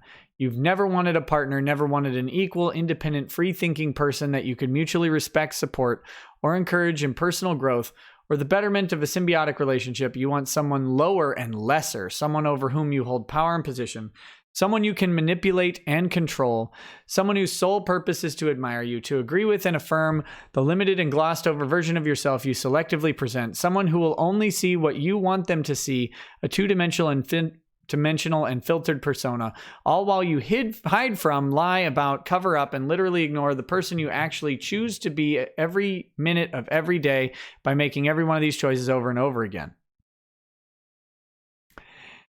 And every time over the last year, I thought I had a handle on the depth of shock, disbelief, and betrayal I experienced when learning about these things. I learned something new, and again prove above and beyond my incredible capacity to feel even more pain over loving you, standing by you, trusting you, and believing in you, and in our life together for so long. This is the truth. This is what happened. When surveyed in totality, it's impossible for a reasonable person to believe you've ever cared for, thought about, considered, prioritized, protected, or loved anyone other than yourself ever. I spent the past year thinking the reconciliation of suffering and healing was mine to do alone, assuming all those participating in your hidden exploits did so consensually. But private wounds were cracked open by the public declarations of other women speaking up about the harassment or abuse you inflicted upon them. And since the few who came forward openly So very many more have reached out privately to me and others close to us. All of them in tears, pain, and shame. Colleagues, cosplayers, fans, one of whom was underage at the time of her experience with you. And most heartbreaking of all, members of our own STC family. That's member S, plural. I say this with all seriousness. I am praying for you. I'm praying for you big time. The pain you've caused others would never be enough to move you to self-honesty or accountability. It would have to be pain you feel yourself that might hit you deep enough to bring you to the point of surrender. I hope you're there. I hope you're finally willing to accept responsibility for being exactly what you are due to your choices and your choices alone, to stop this useless effort of blaming others and desperately trying to save face, and finally get down to the hard work of saving your butt and your soul. I hope this is it for your sake and the sake of everyone left in the wake of your wreckage. I truly do. Again, that's a hurt woman.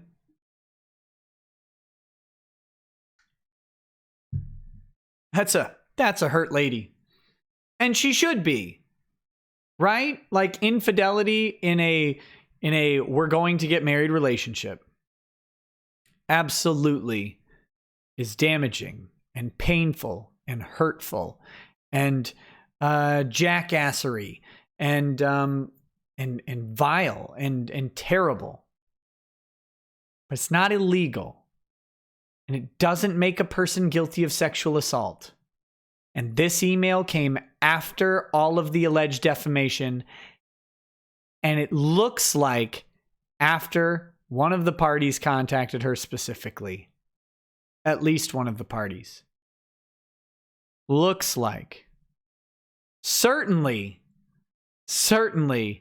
would be able to be argued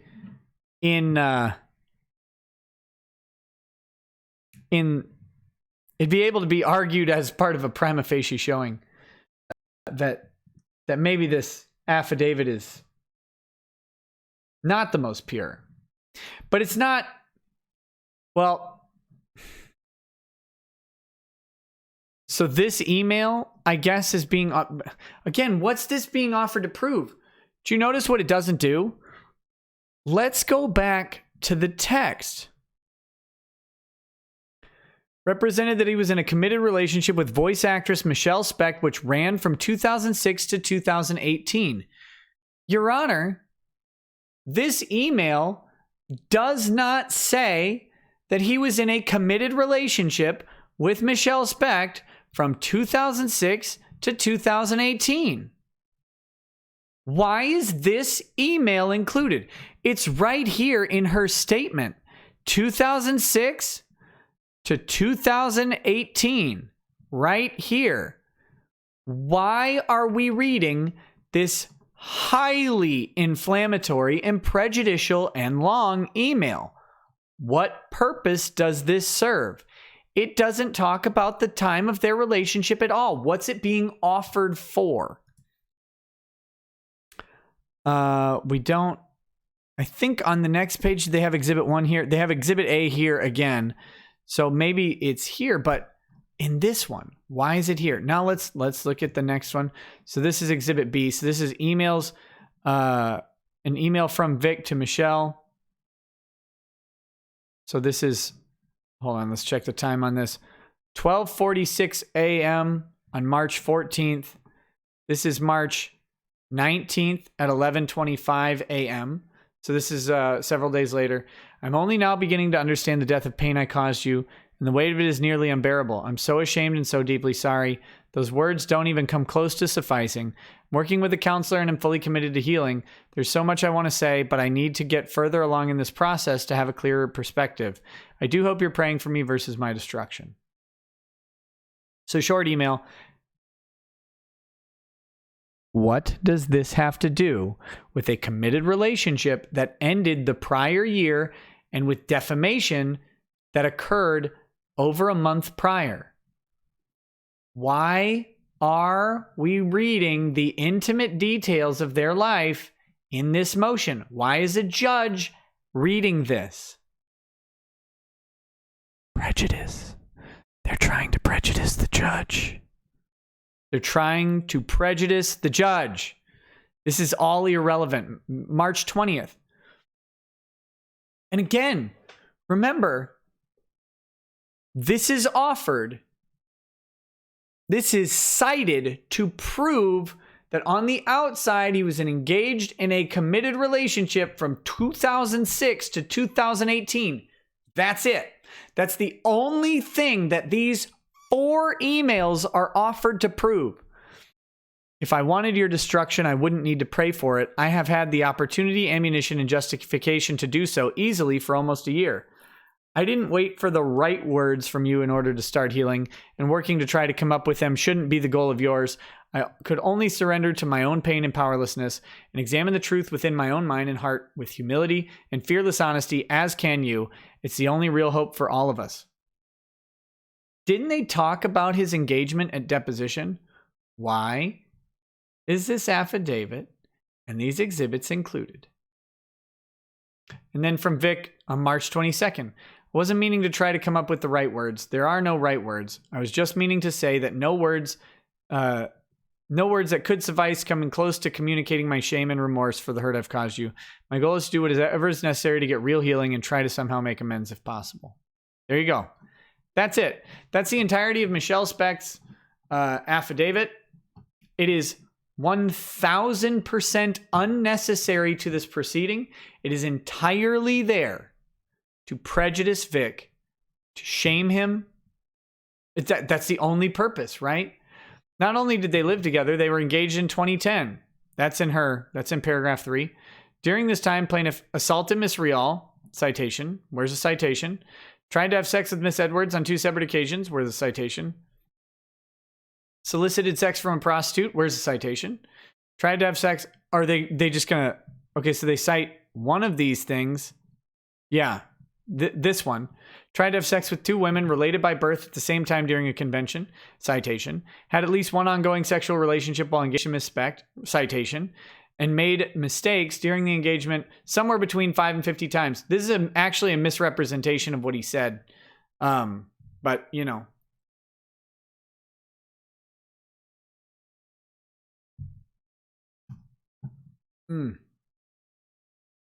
Okay.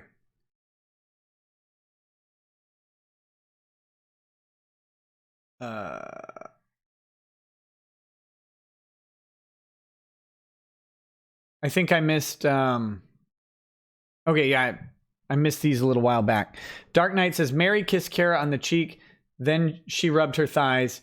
All new in the most infamous erotica fan fiction of the century, more at 11, Clown World. Mike Walter says, hey, Nick, so Doucette has brought up again the video of Vic making the comment to the little girl dressed as Wonder Woman. What are you doing after the show from 2013? How do you think this will play out in the suit?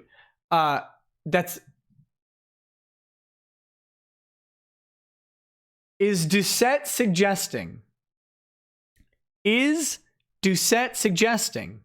that the defendants should play that video to a Tarrant County jury or a judge and literally suggest that Vic Mignogna was attempting to solicit a romantic encounter with a child on video in front of a convention? Is that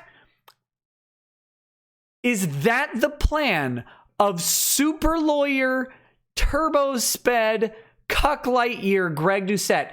Is he that big brained that his plan is to literally present a video of a guy making a cute statement to a little girl who's dressed up and suggesting that he is actually trying to engage in a pedophilic relationship in front of a camera and on, I think, aren't they on stage?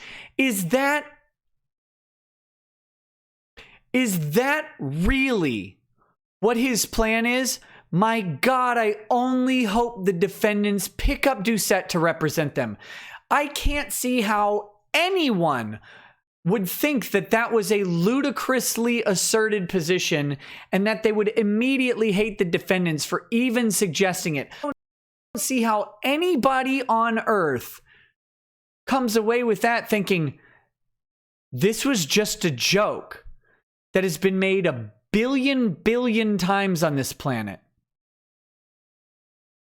Like the idea of little cute little girl or whatever flirting with older man and old man joke flirting back. Like, am I crazy here?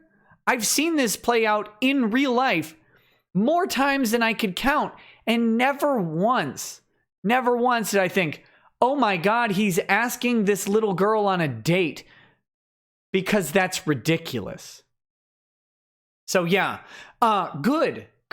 I hope they listen to Greg Doucette. He's going to get them very far in this lawsuit. You know, he seems like a very competent attorney, and he definitely has a grasp on the interpersonal relation. You know what? Greg Doucette is so good at relating to people. That's why he did so well in his election. He was able to immediately relate to his constituents. They loved and supported him. Man, did they wanted to support Greg Doucette, because his understanding of the perception of himself and others is clearly light years beyond, to infinity and beyond, right? That's where it is. He's certainly not exceptional. He certainly is not a socially impaired weirdo, potentially a pedophile himself, if I had to guess. That's not true. Of course. It's actually that he's so good at relating to people that he thought of this big brain, 12-dimensional Pokemon Go move, right? Oh my God. Oh. With allies like him. How do I think this will play out in the suit? I think it'd be great. I think they should do it immediately. They should mail the judge like a slimy oil-covered DVD with that video. That's what they should do. And maybe like a $200 bills, two $100 bills on either side of the DVD so it doesn't scratch. You know, make sure you write that on a note. Like cut the words out of a magazine and say, so the CD doesn't get scratched, I've included this padding for your enjoyment, Judge. Maybe they should do that with it. That would help. Maybe Greg can help them figure that out.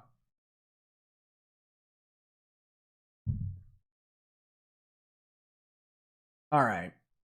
Kieran Fellwinter says, hey, Nick, if you send a letter to Judge Chupp about the dox attempt on you via the court system, would bring up Tug's doxing and McCormick's threats on his family, detail what kind of people Rial and Soye are trying to incite? No, that would not be useful at all. It's not relevant to the case.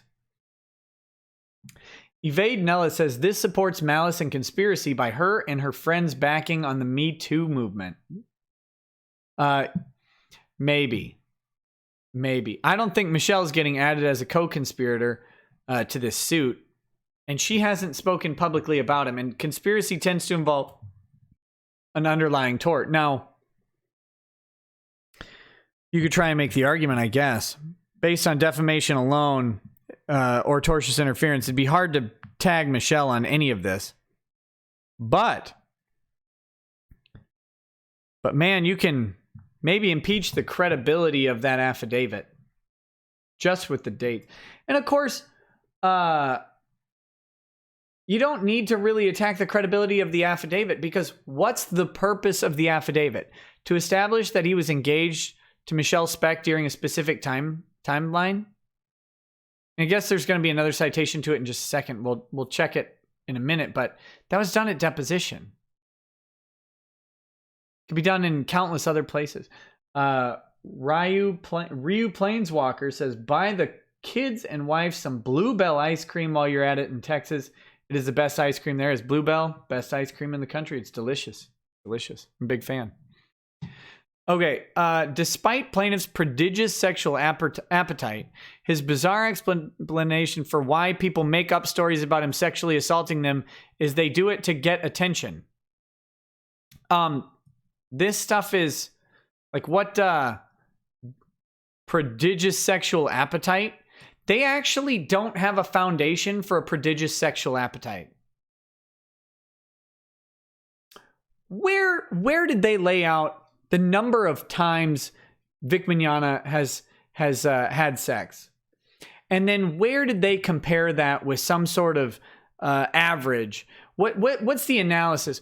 Where's a sociologist or psychiatrist or a social anthropologist or whatever who's going to come out and tell us the requisite or average amount of sex to then measure against a prodigious sexual appetite? And that's a sexual appetite. So that's not even saying that the success rate is high. So they're saying his sex drive is prodigious. It's higher than, I mean, everything is higher than Toye. Toye has no testosterone and has no libido.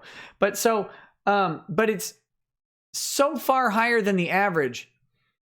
They're not even talking about successful sexual attempts. This is appetite.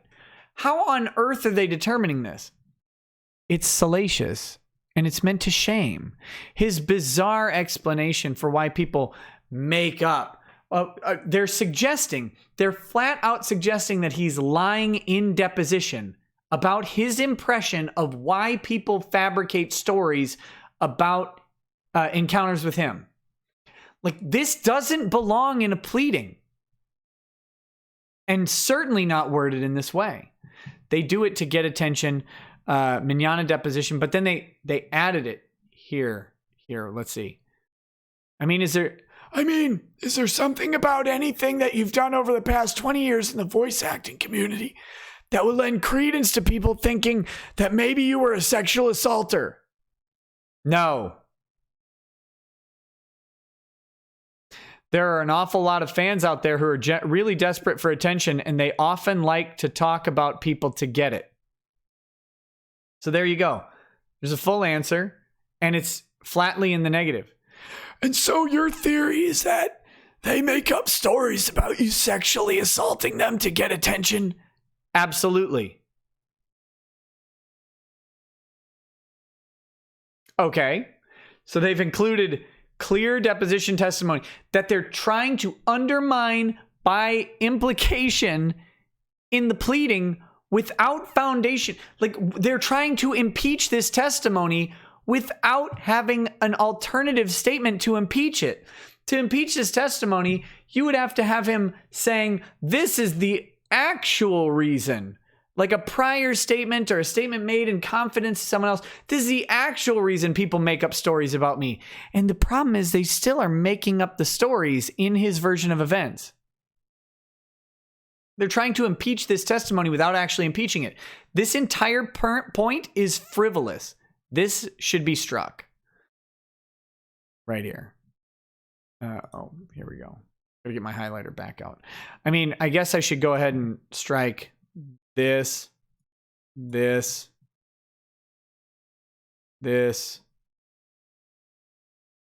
don't actually lay the foundation for any of this. They just say it. Oh wait, this one. Whoops. This one. I guess we have that. Are they using all of this? No, maybe. Okay, sorry. I think they're using the one citation for all of this from deposition. So I guess I'll leave this in here. Even though assaulted Miss Rial, I guess, has some foundation. What again? Trying to have sex with Miss Edwards on 2 separate occasions. Not a crime. Doesn't say tried to forcefully have sex. Doesn't say anything about assault or harassment. Solicited sex from prostitute. It's potentially a crime. It depends on when, where, what circumstances. Trying to have sex with 2 women related by birth at the same time during convention. Okay. What does this have to do with sexual assault or harassment or inappropriate conduct? There's nothing inherently inappropriate about this, right? Like the banging twins is a meme that's been around for a very long time, longer than the West Nile that has ravaged Lemoyne. Banging twins is a long-running theme that you can find throughout American media going back since before I was born, for sure. Probably since before any of us were born. It's it's kind. I mean, on some level, it's kind of weird, right? I know two female twins. Well, no, I met a long time ago during a job, two female twins who had a sexual encounter with one male at the same time. That's not, again, just because you might find it detestable, this is something that has happened throughout history with, I mean, there's nothing wrong with it legally. There's no implication of impropriety involved in that act. You don't have to like it. You don't. Anyway, let me get back here.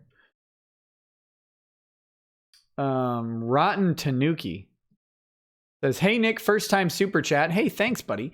Can you send some of your viewers to my store at tpublic.com /user/Rotten Tanuki and get some cool day one Patch Kids merch? Thanks, bud. I guess let me throw that in the what is it? tpublic.com /user/Rotten Tanuki. All right, guys, here's the link. tpublic.com user Rotten Tanuki. So you can check that out if you want. Nova Zero says, Vixen asked for doing it, but this? Wow.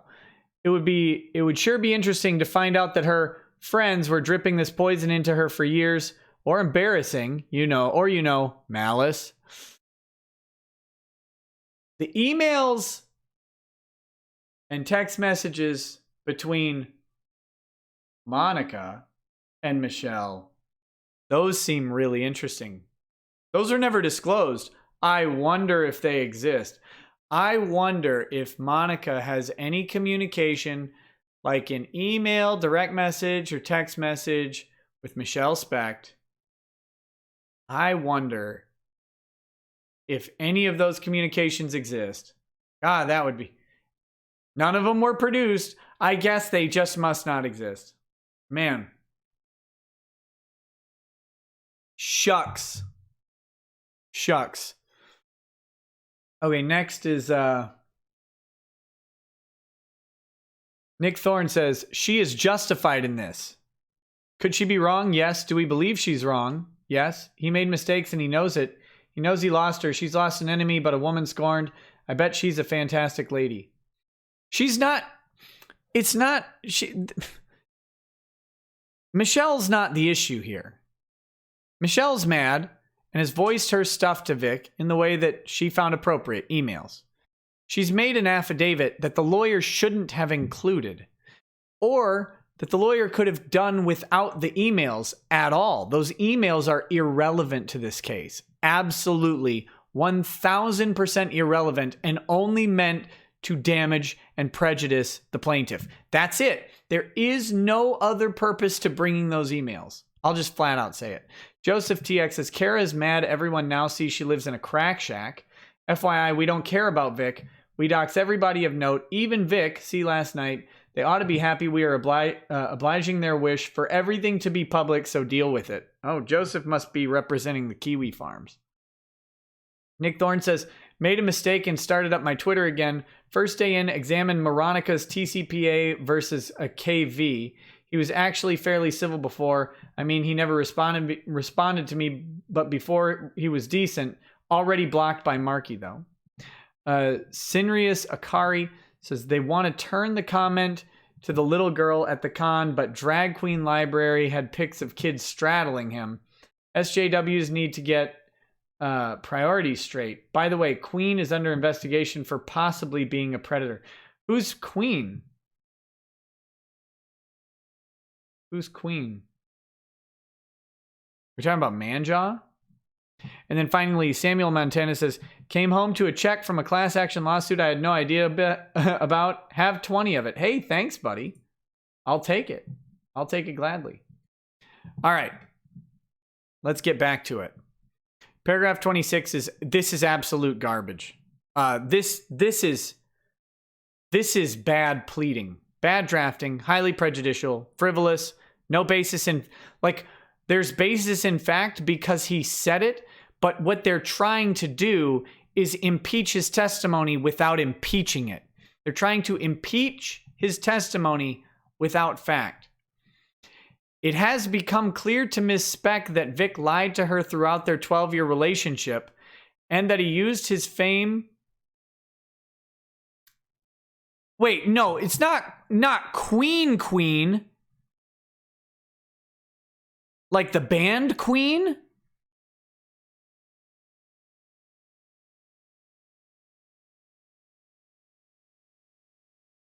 Anyway. Lied to her throughout their 12-year relationship and that he used his fame and attendance at conventions to pursue sex with as many of his young fans as he could. I mean, and then he includes the email.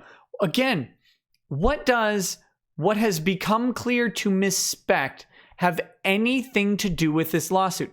Vic has no words to express his shame for his conduct. This is flatly untrue. By the way, let's double highlight this guy. Triple highlight. Let's make it darker. Always darker. We're putting this in orange face. Vic Mignogna has no words to express his shame. Shame for this conduct. This is now in orange face. Vic had actually expressed his shame in. He said there aren't adequate words, but he had words. They were apologies. So that's flat out lie. But again, this paragraph is irrelevant. Why is it here? These two paragraphs do not matter. All right. So, on January 16th, 2019, plaintiff's long history of alleged sexual harassment, pedophilia, and homophobia erupt online.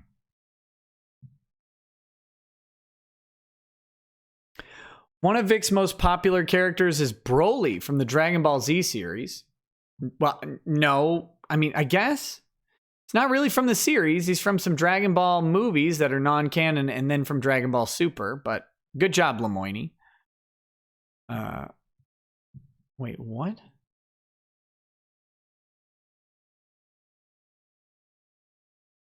What is this?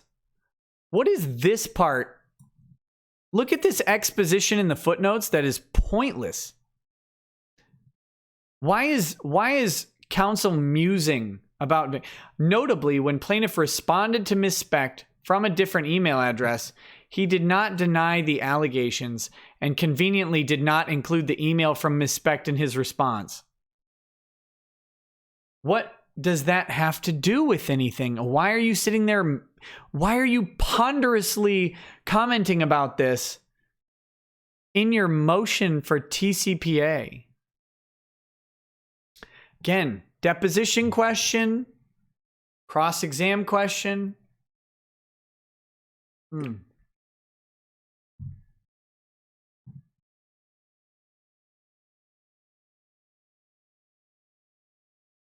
Anyway, on January 16, 2019, a new Dragon Ball movie titled Dragon Ball Super Broly premiered in the United States, quote, earning $7 million on its first day and $24 million within the first 5 days of its premiere. That's from the petition. To date, the film has grossed over this much. That's from the petition. Same day as the premiere, someone with the Twitter handle Hanleia accused Vic of being a homophobic, rude a-hole who has been creepy to underage female fans for over 10 years. Oh, they got this from IMDb. IMDb is Hearsay.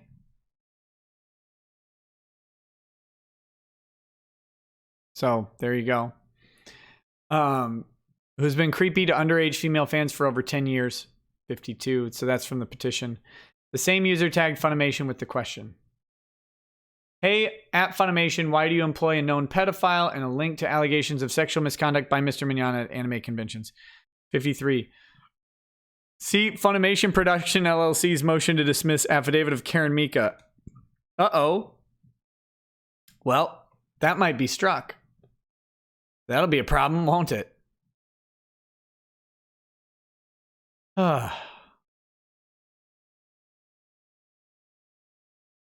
whole thing's gonna have to go, I suppose. Let's see. TKPS says, has that lawyer never heard of groupies? Or have women reverted to Victoria-era flowers of innocence? The 60s happened.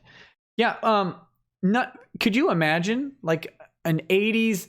Like, could you imagine Poison on tour now? Or Motley Crue? Like, the... Whew. Automata says, the assertion is contrary to the citation. During this time, engagement, plaintiff C solicited sex from a pro site's Q.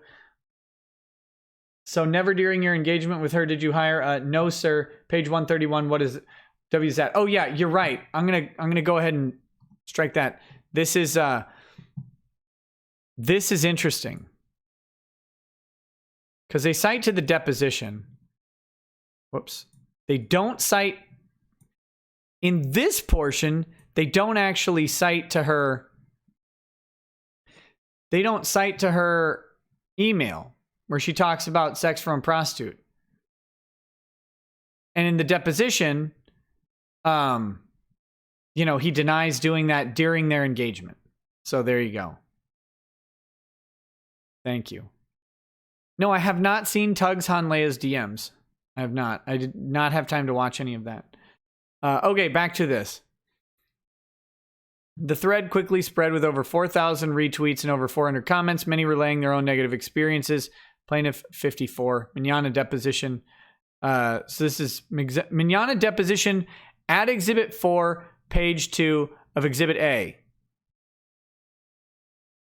What? Oh, Exhibit A is Manana's deposition, I guess. And then at Exhibit 4, page 2. At Exhibit 4, page 2. Oh, this is going to be a mess to find.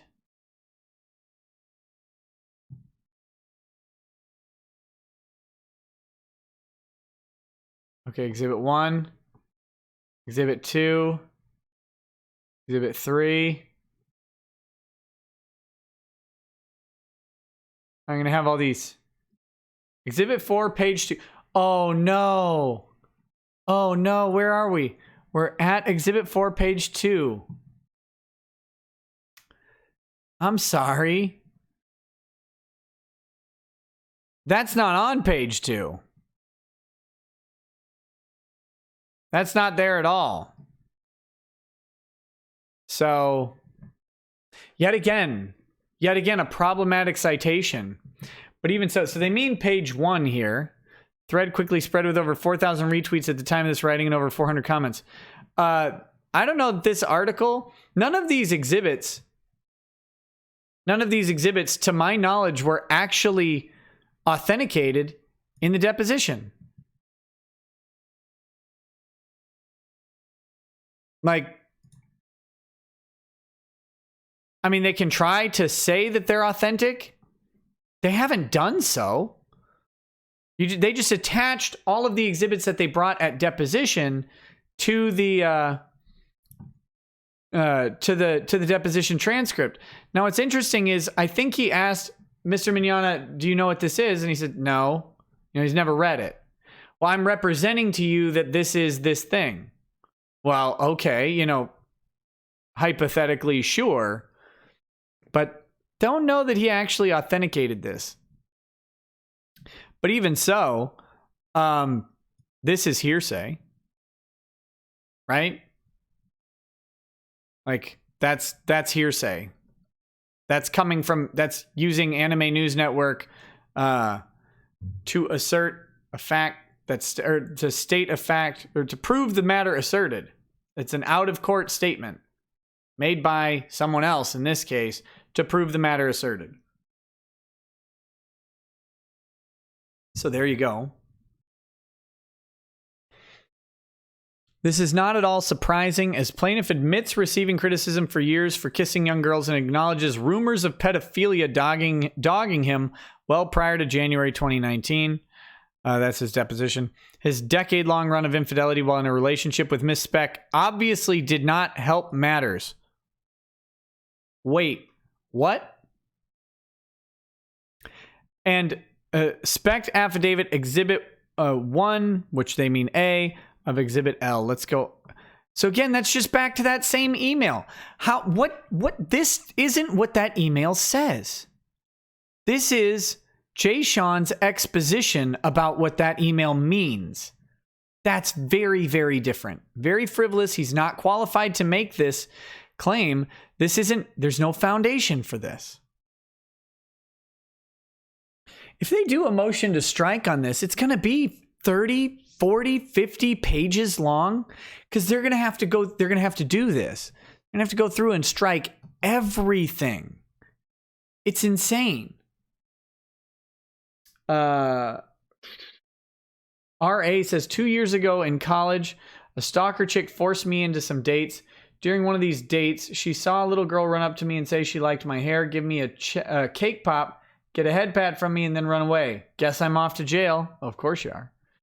VAWBC Carrie says, hey Nick, I'm just now tuning in. Do you follow the Memology 101 channel? Check out Better Look in the Mirror. It's supposed to be a video of one of Vic's accusers named Lynn being inappropriate with a 14-year-old. Yep, I've seen the video clip. I haven't seen Memologies. But that's gross. That's gross. Oh, we are not making it through very much tonight, guys. We're already on page 10. I'm gonna have to shut it down really soon here. Plaintiff weaponizes his fan base and issues several self-serving statements to spin the narrative in his favor.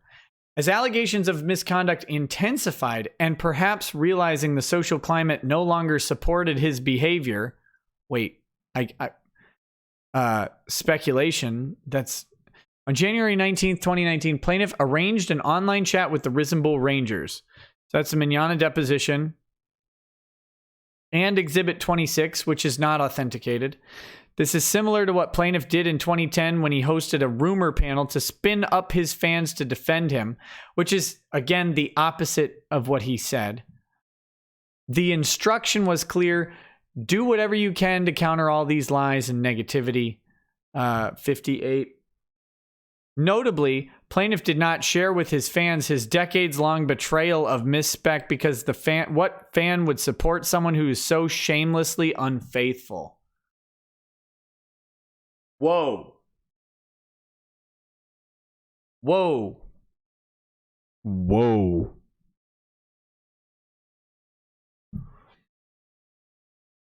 Seamus Mowlane says, according to Tug's DMs, Hanlea denies ever accusing Vic of anything and says all she saw was him being a prima donna. Denies saying he did anything illegal like assault or underage predation. I wonder if Hanlea is scared of getting that paper. Getting that paper. All right. This doesn't belong in a plea, in a motion or in pleading or anywhere. This line is ridiculous.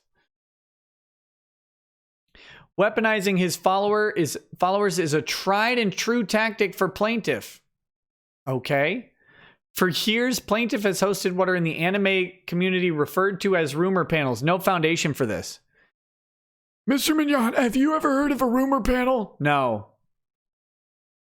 And that's how that deposition question went, in which he seeks to dispel rumors about himself that are upsettingly similar to the communications at issue in this dispute. 59.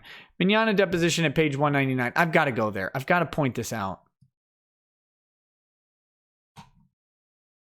Whoops, sorry. Oh, I had it. Here we go. 199.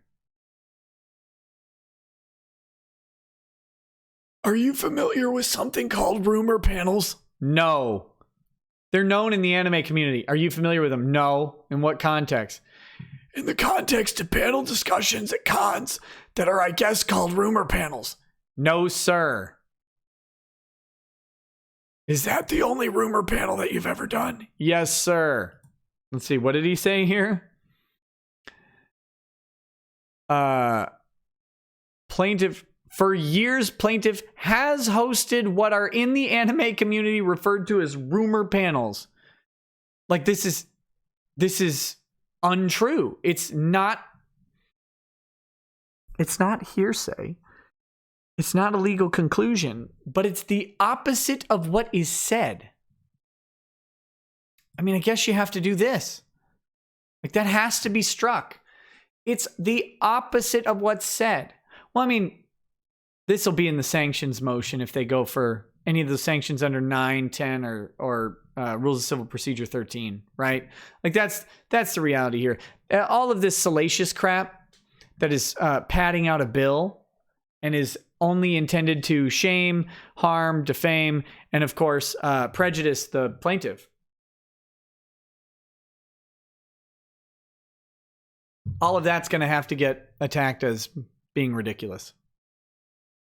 For example, in July 16th, plaintiff told the assembled fans at Animazing in Davenport, Iowa, that women who made allegations against him are merely unimportant people seeking attention to do stupid, mean-spirited, hateful things just to get attention, all because they want someone else to notice him. Okay, what's wrong with that? See this video. Okay, they've got a video hyperlink in there. Did they authenticate this video? Like, whose video is it? Who authored it? Is it missing context? Is there editorializing? Is it cut? Is it altered? If somebody was sad and lonely and felt unimportant enough and was so desperate for attention that they thought, I'm going to say something about somebody that a lot of people know just to get some attention. Again, you asked him, he answered, and then now you're trying to say that he said something else. Or somehow impeach by implication again. On January 19th, 2019, he sounded the call to arms for the Risenbull Rangers. Mignana deposition at page 149 and 152. Plaintiff explicitly refers to his hugging and affectionate demeanor, arming his supporters with what continues to be his main defense. His accusers are desperate liars.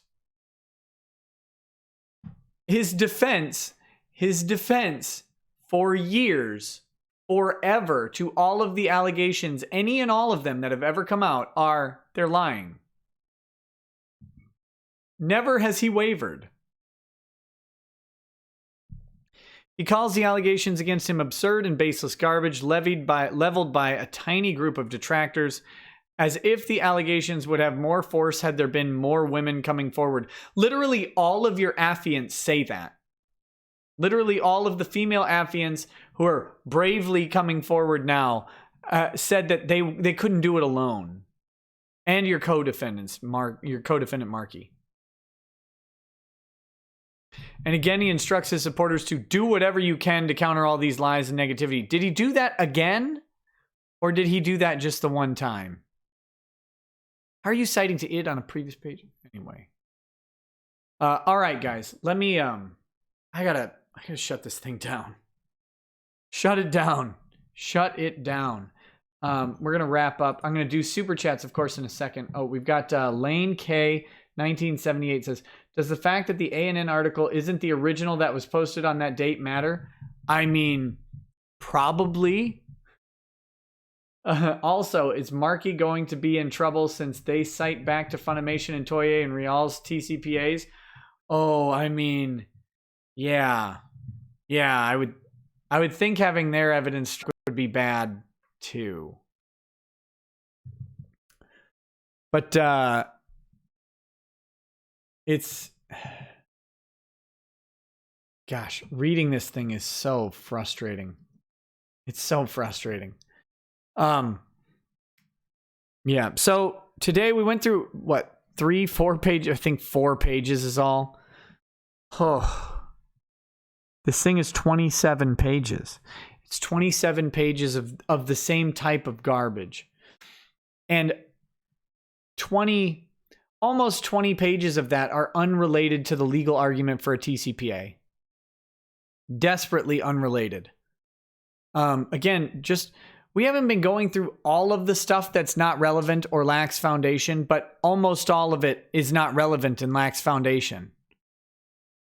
They don't offer these facts up to prove their, I guess what they're trying to do. This is what they'll say. They'll say that all of these facts exist to make him libel proof. But what they're ignoring is that just having these negative comments from like an ex-fiance that you cheated on doesn't make you libel proof. That doesn't in any way do that. Just because some gasping, wheezing old attorney thinks that who could love someone who committed infidelity, who could follow and stand up for him.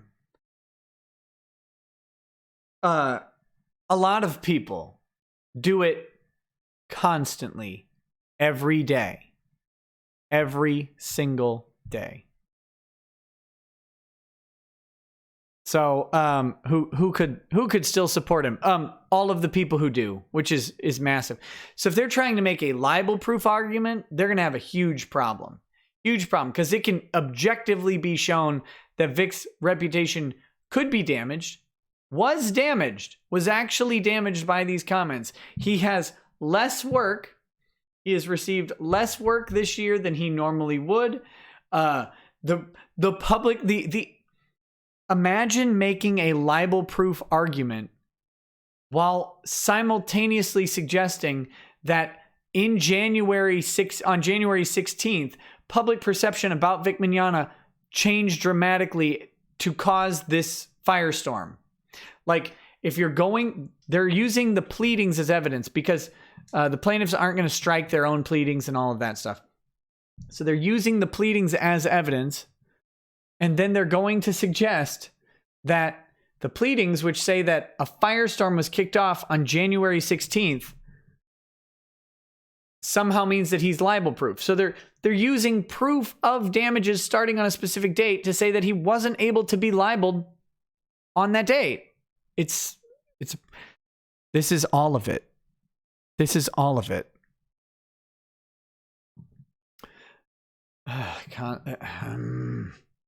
So anyway, I'm not sure what the show tomorrow is going to be. I really want to check out the Meyer versus Wade. Meyer's objection to Meyer's response to Wade's objection to Meyer's petition to amend his pleadings.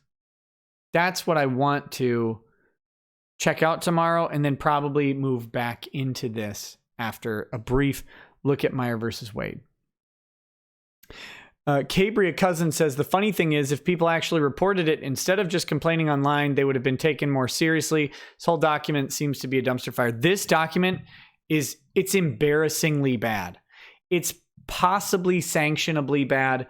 And it is so bad. I can't stress this enough.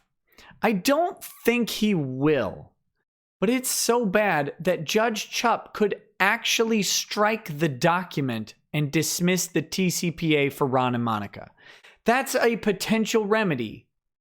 The potential remedy is, this document is so salacious and so ridiculous, we're going to deem the TCPA struck, whatever you want to call it. We're going to get rid of the TCPA motion. It is gone.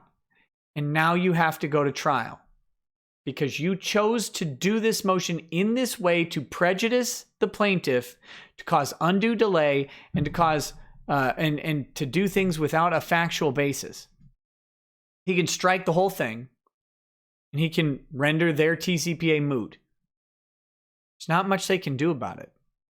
I guess they could try and do an interlocutory appeal on that. I don't know if it would work. So we'll see. All right, guys. Let's do these chats. If you are someone who buzzes out before the chats are all read, thank you for watching the show tonight. Come check it out tomorrow. I'm going to be in a new location with hopefully a little bit more stable internet.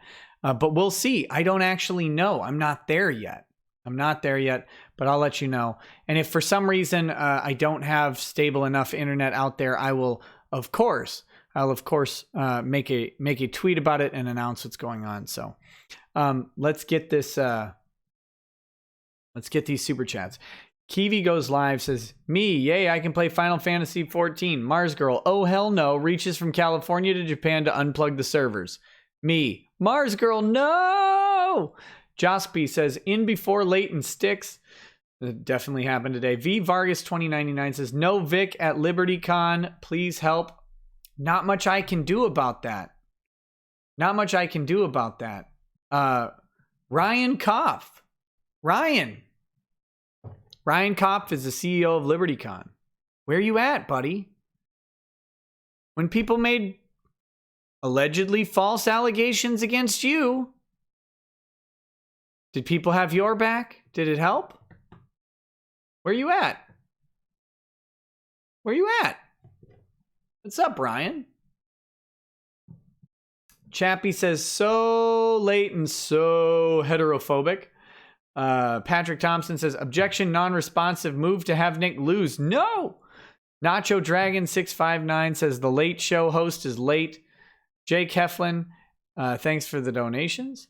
Cam Freed says, nothing funny to say, just glad to actually catch one of these streams live. Makes college work more bearable. Hey, thanks, buddy. Hashirama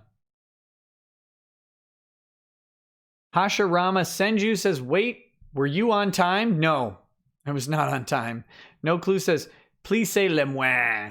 In your best Waluigi. Le moi. Le moi. Is that an adequate Waluigi? I haven't heard him in a while. Metalhead Martyr says, at least you're not Mueller Light right now. Pro Blood X Wolf says, get in the flask. The Love Doctor 69 all day says, love you, you boomer. Bunch of kissy faces. Cow Chips Bought Me says, I've only been watching a few weeks, but it's nice to have having a weekday show at the same time every day. Takes me back to the old days of my show is on and being on time to catch the live stream. Well, yeah, well, it works for me at this time, so it's going to stay there for a bit. Let's see. Dumpalicious says, have you seen Doucette's latest hit piece on Vic? No, I don't actually read Doucette's stuff because he's so stupid. Occasionally I see it because people will send me like one of his tweets, or he'll like quote mine or something like that. It's awful. Mercenary, I won't miss yours tonight. I see it. Don't worry, we're getting there. No one important says, have you seen the Tug roasting Hanlea? No. She wants out, lol. Whenever these people face the consequences of their actions, they always seem to cry and run. Maybe Hanlea should come on my show and explain herself. That'd be great. Hey, Allison. Can I call you Allison? If you're out there, you want to come on my show and explain it and talk about it? That'd be fantastic. You're welcome. Just email me, girl. Email me. I'll even adapt to your time zone. Christopher Choquette says, feed your family, your wife is eating napkins. Pudgster95 says, haha, hilarious donut fight, thank you. No one important says, rip Mr. and Mrs. Rekeda's arteries. Chappie says, give her what she wants. She bore your 32 kids. Moon Princess 92, thank you for the donation. Paddock SA says, take them away, Mrs. Rekeda. He was late. Don't take my donuts. Voltic Enigma says, congrats on your 15th anniversary. Thank you. Mario Carter 13 says, how often does the wife glaze your donut hole? Finfrog says, congrats, Rackets, $1 a year. Hey, thank you. Jake Heflin says, almost $15 for 15 years. Congrats. Hey, thank you. Nick Naylor says, objection. Defendant provides no proof of donut purchase. Don't you make me get I've got the receipts. Actually, I think I threw it away.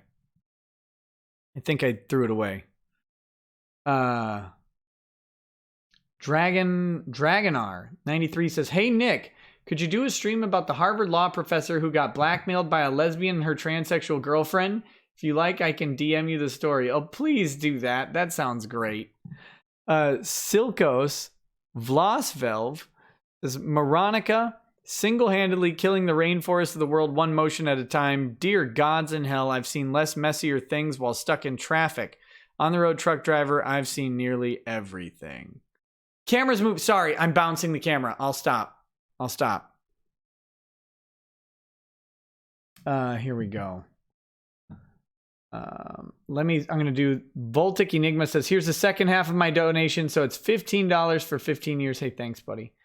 Thousand Axe says, mommy, daddy, don't fight. It's only a jelly bean. Backgoat says, stealing Finn's idea. Happy anniversary. Hey, thank you. I'll need to get to 100 years. All right, let me read some justice chats, and then we'll go back to the super chats. Mercenary X, I'm not going to miss it today. Anime Moon says, putting this down to remind people what we are working with here. This is a clip of Monica Rial as Anna from Shimonetta. The black-haired girl is played by Marky, and these characters are high schoolers. Oh, I can't play that on stream. Michael Rule says, got to get ready for work. Not really looking forward to working in the field with 98.5 Fahrenheit today. Any tips you have to fight against this heat? Greetings from the Netherlands, and rule you later. Oh, no, I don't. I'm allergic to heat, so I defeat the heat with staying inside and air conditioning. Good luck, buddy. A citizen of Yarnum. It's funny how they all accuse Vic having the power to ruin their careers, but this whole time it was Sabat and his brood who could and would do that. Absolutely. Knight of Hopex says, Michelle Specht, being attracted to other women makes you a monster and a pedo. Give me a freaking break. Just because someone didn't treat you right doesn't mean you get to make up crap like this. Can't anyone have any dignity or self-respect anymore? Mercenary X says, please don't include Pokemon Go with this. That is an insult to Pokemon Go and anybody who plays it. I wouldn't wish being associated with this on anyone, save the worst of the worst, like pedos, murderers, telemarketers, and Antifa. Well, to be fair, it was like 12-dimensional Pokemon Go. Blue Samurai Zero says, I've been keeping an eye on Extractors on Indiegogo and many other campaigns. The Extractors premise sounds like fun. The new inks look really good. It's 48 pages and there's a good poster. Help out some new creators. Please check out Extractors on Indiegogo. Schwazoom says, Vic Mignogna's reputation is in the gutter. It can't get any worse. Also, he's weaponizing his massive fan base with a GoFundMe war chest. Can we have that money, please? The contradiction is real. It's real. Mandark says, I've just started archiving your entire channel to the Internet Archive.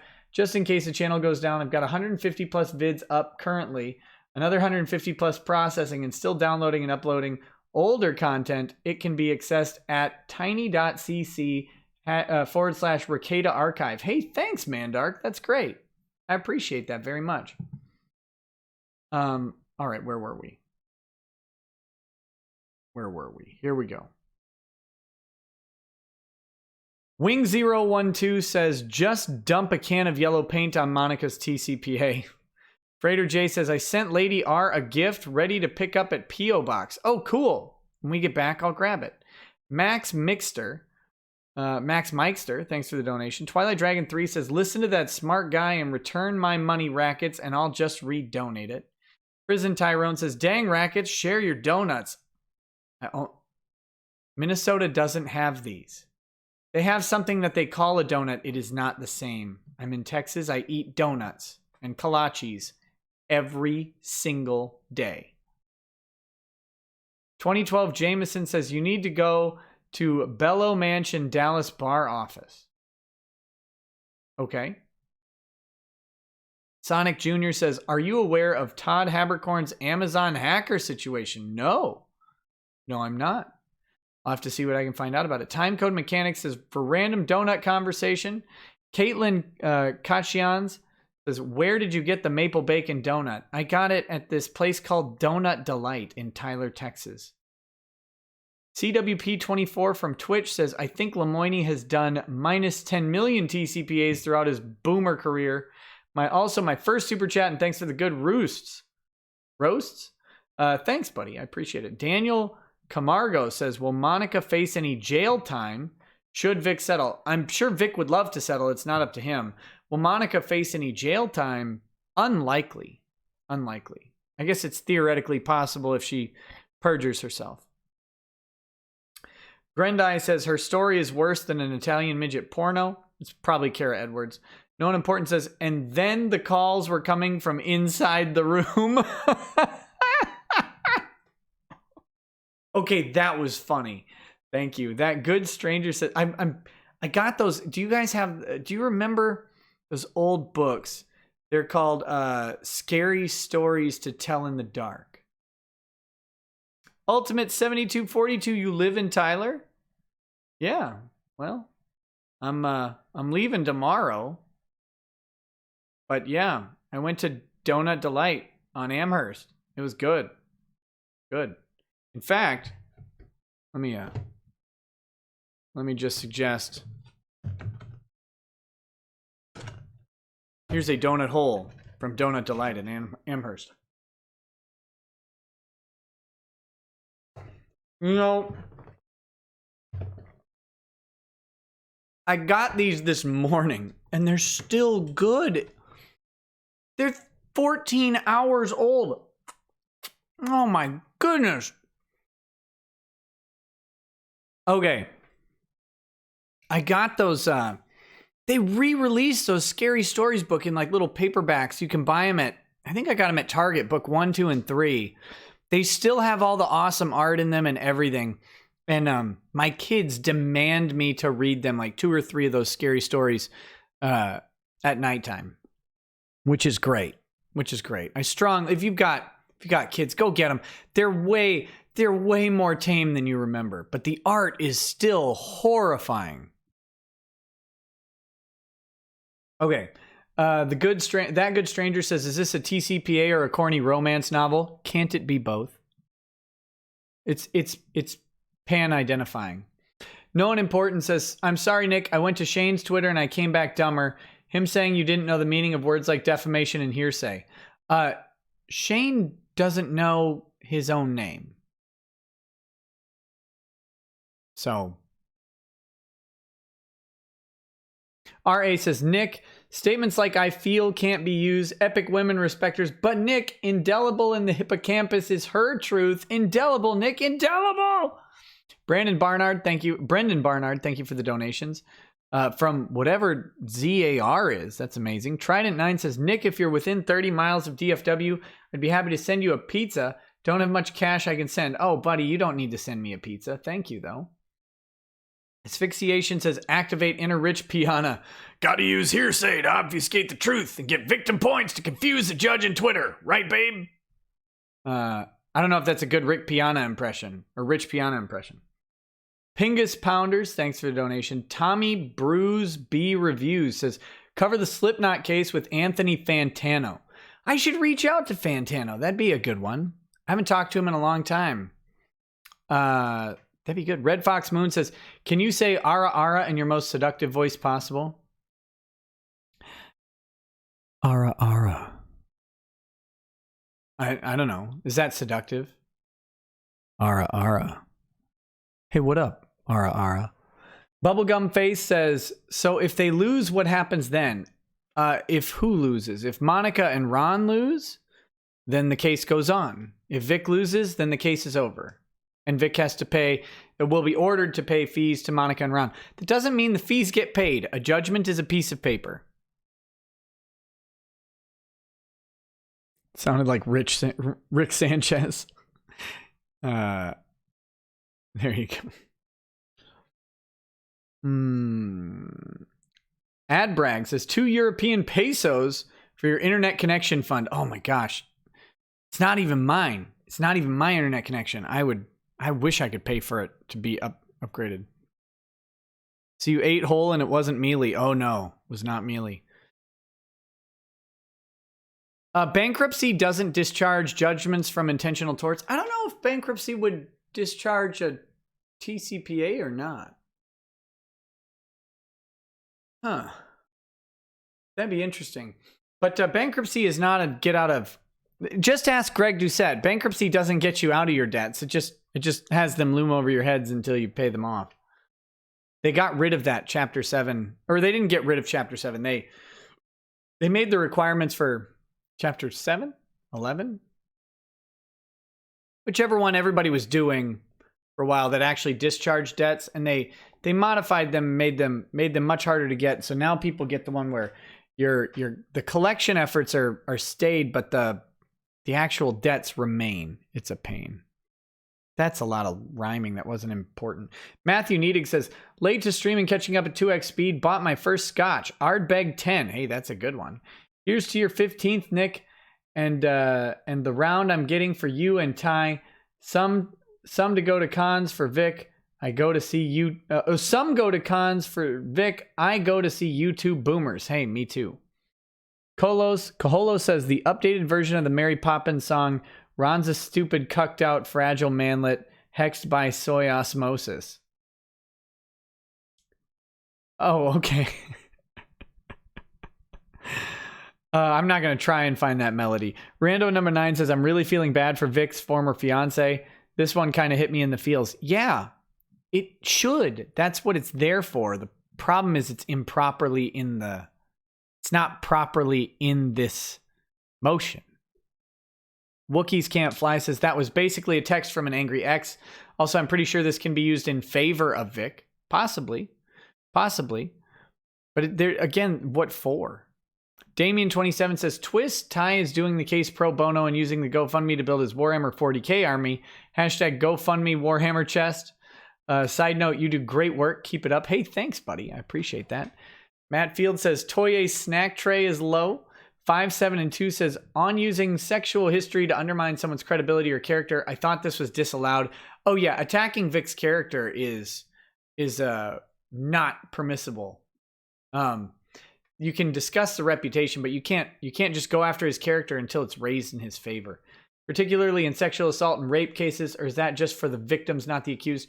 This isn't a sexual assault or rape case, but there are shield laws for sexual assault and rape cases that do protect victims, mainly protect them from having to have their name publicly disclosed in a criminal case. They get identified by initials or like a Jane Doe, but they still have to face their accuser. That's the right of the accused. They still have to face the accused as the accuser because that's a right of the accused. It's guaranteed in the Constitution. So Nasenda says, nailing twins has been every straight guy's dream. Asphyxiation says, you should tell us about those twins. God, I don't remember much about them. For science in the public record, it wasn't me. Real talk, child support would be a nightmare. Would they file together? Would they both get pregnant? I mean, I guess that's the question, right? Serenius. Bakari says, lol, the drag queen is under investigation. Who's the drag queen? Is that Manjaw? That's got to be Lynn Hunt, right? That'd be great. RA says, man sues because his reputation is destroyed. People getting sued say, look, he has a bad reputation. That's why he deserves it. This is circular lunacy.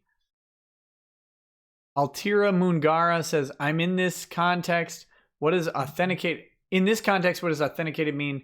Does it mean that they wrote or have seen something depending on the particular exhibit? It means that authentication requires presenting sufficient evidence to show that a thing is what it's supposed to be. And you can't just say, it is. I printed it off from the internet, so it is the thing that it's supposed to be. You have to say where you got it. You have to verify this. These are ways to do it. Where you got it, when you got it, verify a chain of custody that you know it wasn't tampered with by anyone else. You can attest that you watched someone actually draft it. You ordered them to draft it. You asked them to draft it. You paid for it. There's any sorts of you verify the authenticity with the author themselves. There's a whole lot of things you can do to authenticate a document. There's a whole lot of different ways to do it, but the end of the day, it is to present sufficient evidence to identify something as what it purports to be and as what you claim it to be. I don't know that they've done that in many places in here because their lawyering is sloppy. They're relying on Ty not being technically. Jessica Yaniv is the drag queen. Oh, okay. That's exciting. They're banking on Ty not being thorough and not being willing to go to the judge with a very technical request and say, Your Honor, this is highly technical. And maybe normally we wouldn't do this, but the entire case rests on this motion. We'll see how that goes. Jojo Pistachio says, what happened to that monograph dude that went after you in Medicare? What? Are you saying that the super famous Montegraph, that Montegraph disappeared from the memeing, that Montegraph was going to make me, he promised to make me famous. He didn't do a good job of it.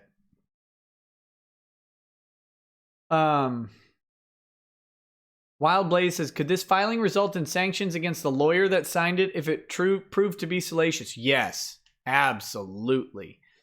Bad Vibe says, so there can be repercussions for abusing privilege in a court filing. Oh, there can. Yeah, absolutely. You just can't use the privileged words for defamation. You can't bring a defamation action. But if they don't properly belong in the document, you can't use it for that purpose. Carolus Rex 1708, thanks for donation. And then says, who is J. Marshall Woolman? I don't know. Someone who purports to be a lawyer, represents or holds himself as a lawyer somewhere, but I don't know who these people are. Unbeknownst to X12 says, take your time, Nick, it's all good. Daniel Flores says, hey, Nick, found out today that I was not selected for the Marine Corps Officer Candidate School, and watching your streams always cheers me up. Back to working the job I hate until I can try again in November. Oh, man, that sucks. That sucks. But now you have a couple months to prep, work on the things that you didn't get right this time, and you can do it, buddy. You can do it. Stick with it. Yokose says, 2 for you, 2 for the missus, 1 for the stolen donuts. Lane 20 says, hashtag bonk bonk. Snarkticon DM says, to hell with Texas donuts. Paxki 24/7 365. What is Paxki? That's very Polish. I don't know what that is. Tenchi says, what brings you to my beautiful state of Texas? I have a family reunion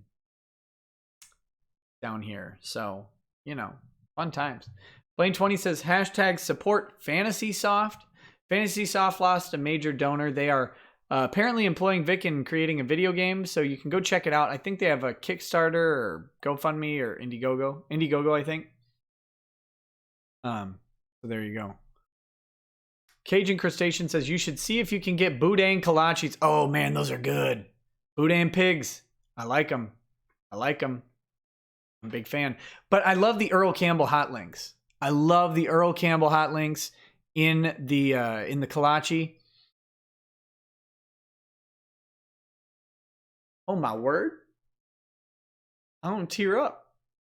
You guys know I met Earl. I met Earl years and years ago. If you're from Texas, you'll appreciate meeting Earl Campbell. He was playing golf with my grandfather, and I got to ride with them in the cart. And he sent me an autographed picture and a hat and stuff. This is before, or right when he was starting his, I think it was right before he started his sausage company. Oh my gosh. Earl Campbell hot links, man. Tenshi says, also, my brother is a firefighter in Tyler, so you're in good hands there in case of an emergency. Love you, buddy. Hey, thanks. I'm glad to be safe. Blaine 20 says, hashtag memento. Hashtag who is Shane Holmberg. Blaine 20 says, rid of attachment. Sakura Kinomoto says, can't they do a polygraph test on all of them? Polygraphs are inadmissible in court. Polygraphs are inadmissible. Whoa, wait a minute. Krispy Kreme is far superior to what?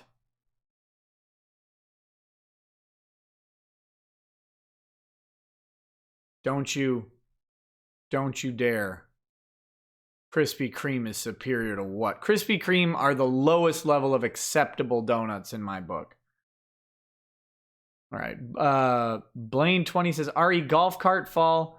FHP didn't come back to do a homicide investigation, so that might be a good sign so far.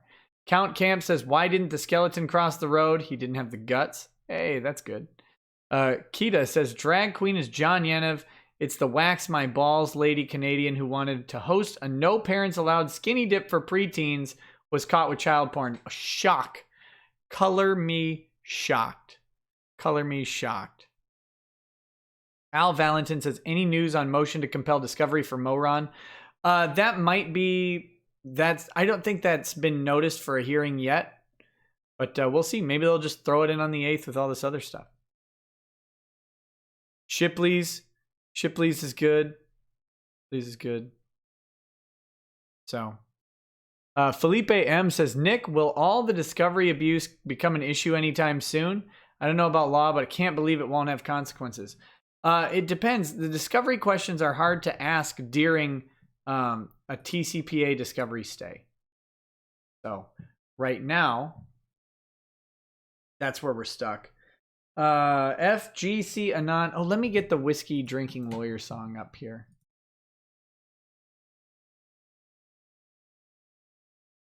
We're gonna start the closing music for tonight. Here we go. Here we go. The music's on, so I'm gonna wrap up these last couple chats and then we're gonna call it a night. So FGC Anon says, listening in the background during work when reading Michelle's email, did she say she was contacted by a minor that claimed to have had a sexual encounter? No, it just said an experience. It doesn't say anything about a sexual encounter. If so, could she be compelled to disclose the identity, as it could be criminal? I don't know if she can be compelled to disclose the identity. That seems like an impermissible exercise of or violation of someone's free speech, but I guess they could try. I think they already would have. If they could produce the name of that minor, they would have done it. And they've clearly been in contact with Michelle because they have her affidavit. Schwazoom says, and speaking of other hilariously self-contradictory arguments, how can they argue that Vic Mignogna was such a celebrity that he could sexually assault minors and get away with it, but that he was taken down by a tweet from some anonymous halfwit? And my question from... All right, there's a couple more that came in right in the last minute here, and then let's end it up. TLJ Screwjob says, what about covering Rooster Teeth's contract? Maybe I'll do that tomorrow. I don't really want to do that right now. I'm not super interested in digging through that at the moment. It's very late. I'm tired and my back hurts from this god-awful chair. Asia Fraser says, chop up Earl Campbell hot links, chop a jalapeno, put it all in a bowl with cheese, and microwave it. Eat it with sour cream and green onions, or just eat fast snack. Oh my god. That sounds delicious. All right. I'll have to check that out sometime. That sounds good. All right, guys. Thank you so much for hanging out tonight. I'm going to turn up the music and let it close out, but I'm going to eat a donut. I'm going to eat a donut while it finishes. Peace. Peace.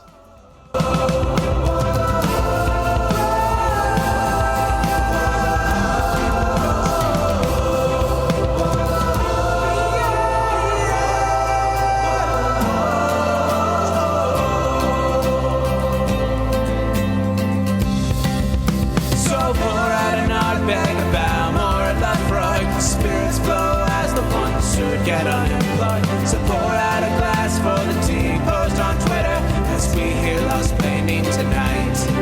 From the white shores of Nairn to the hills of Glenlivet, there's no one who explains the throng better than Nick. So pour out a glass for the ones who have passed to make the law what we have now.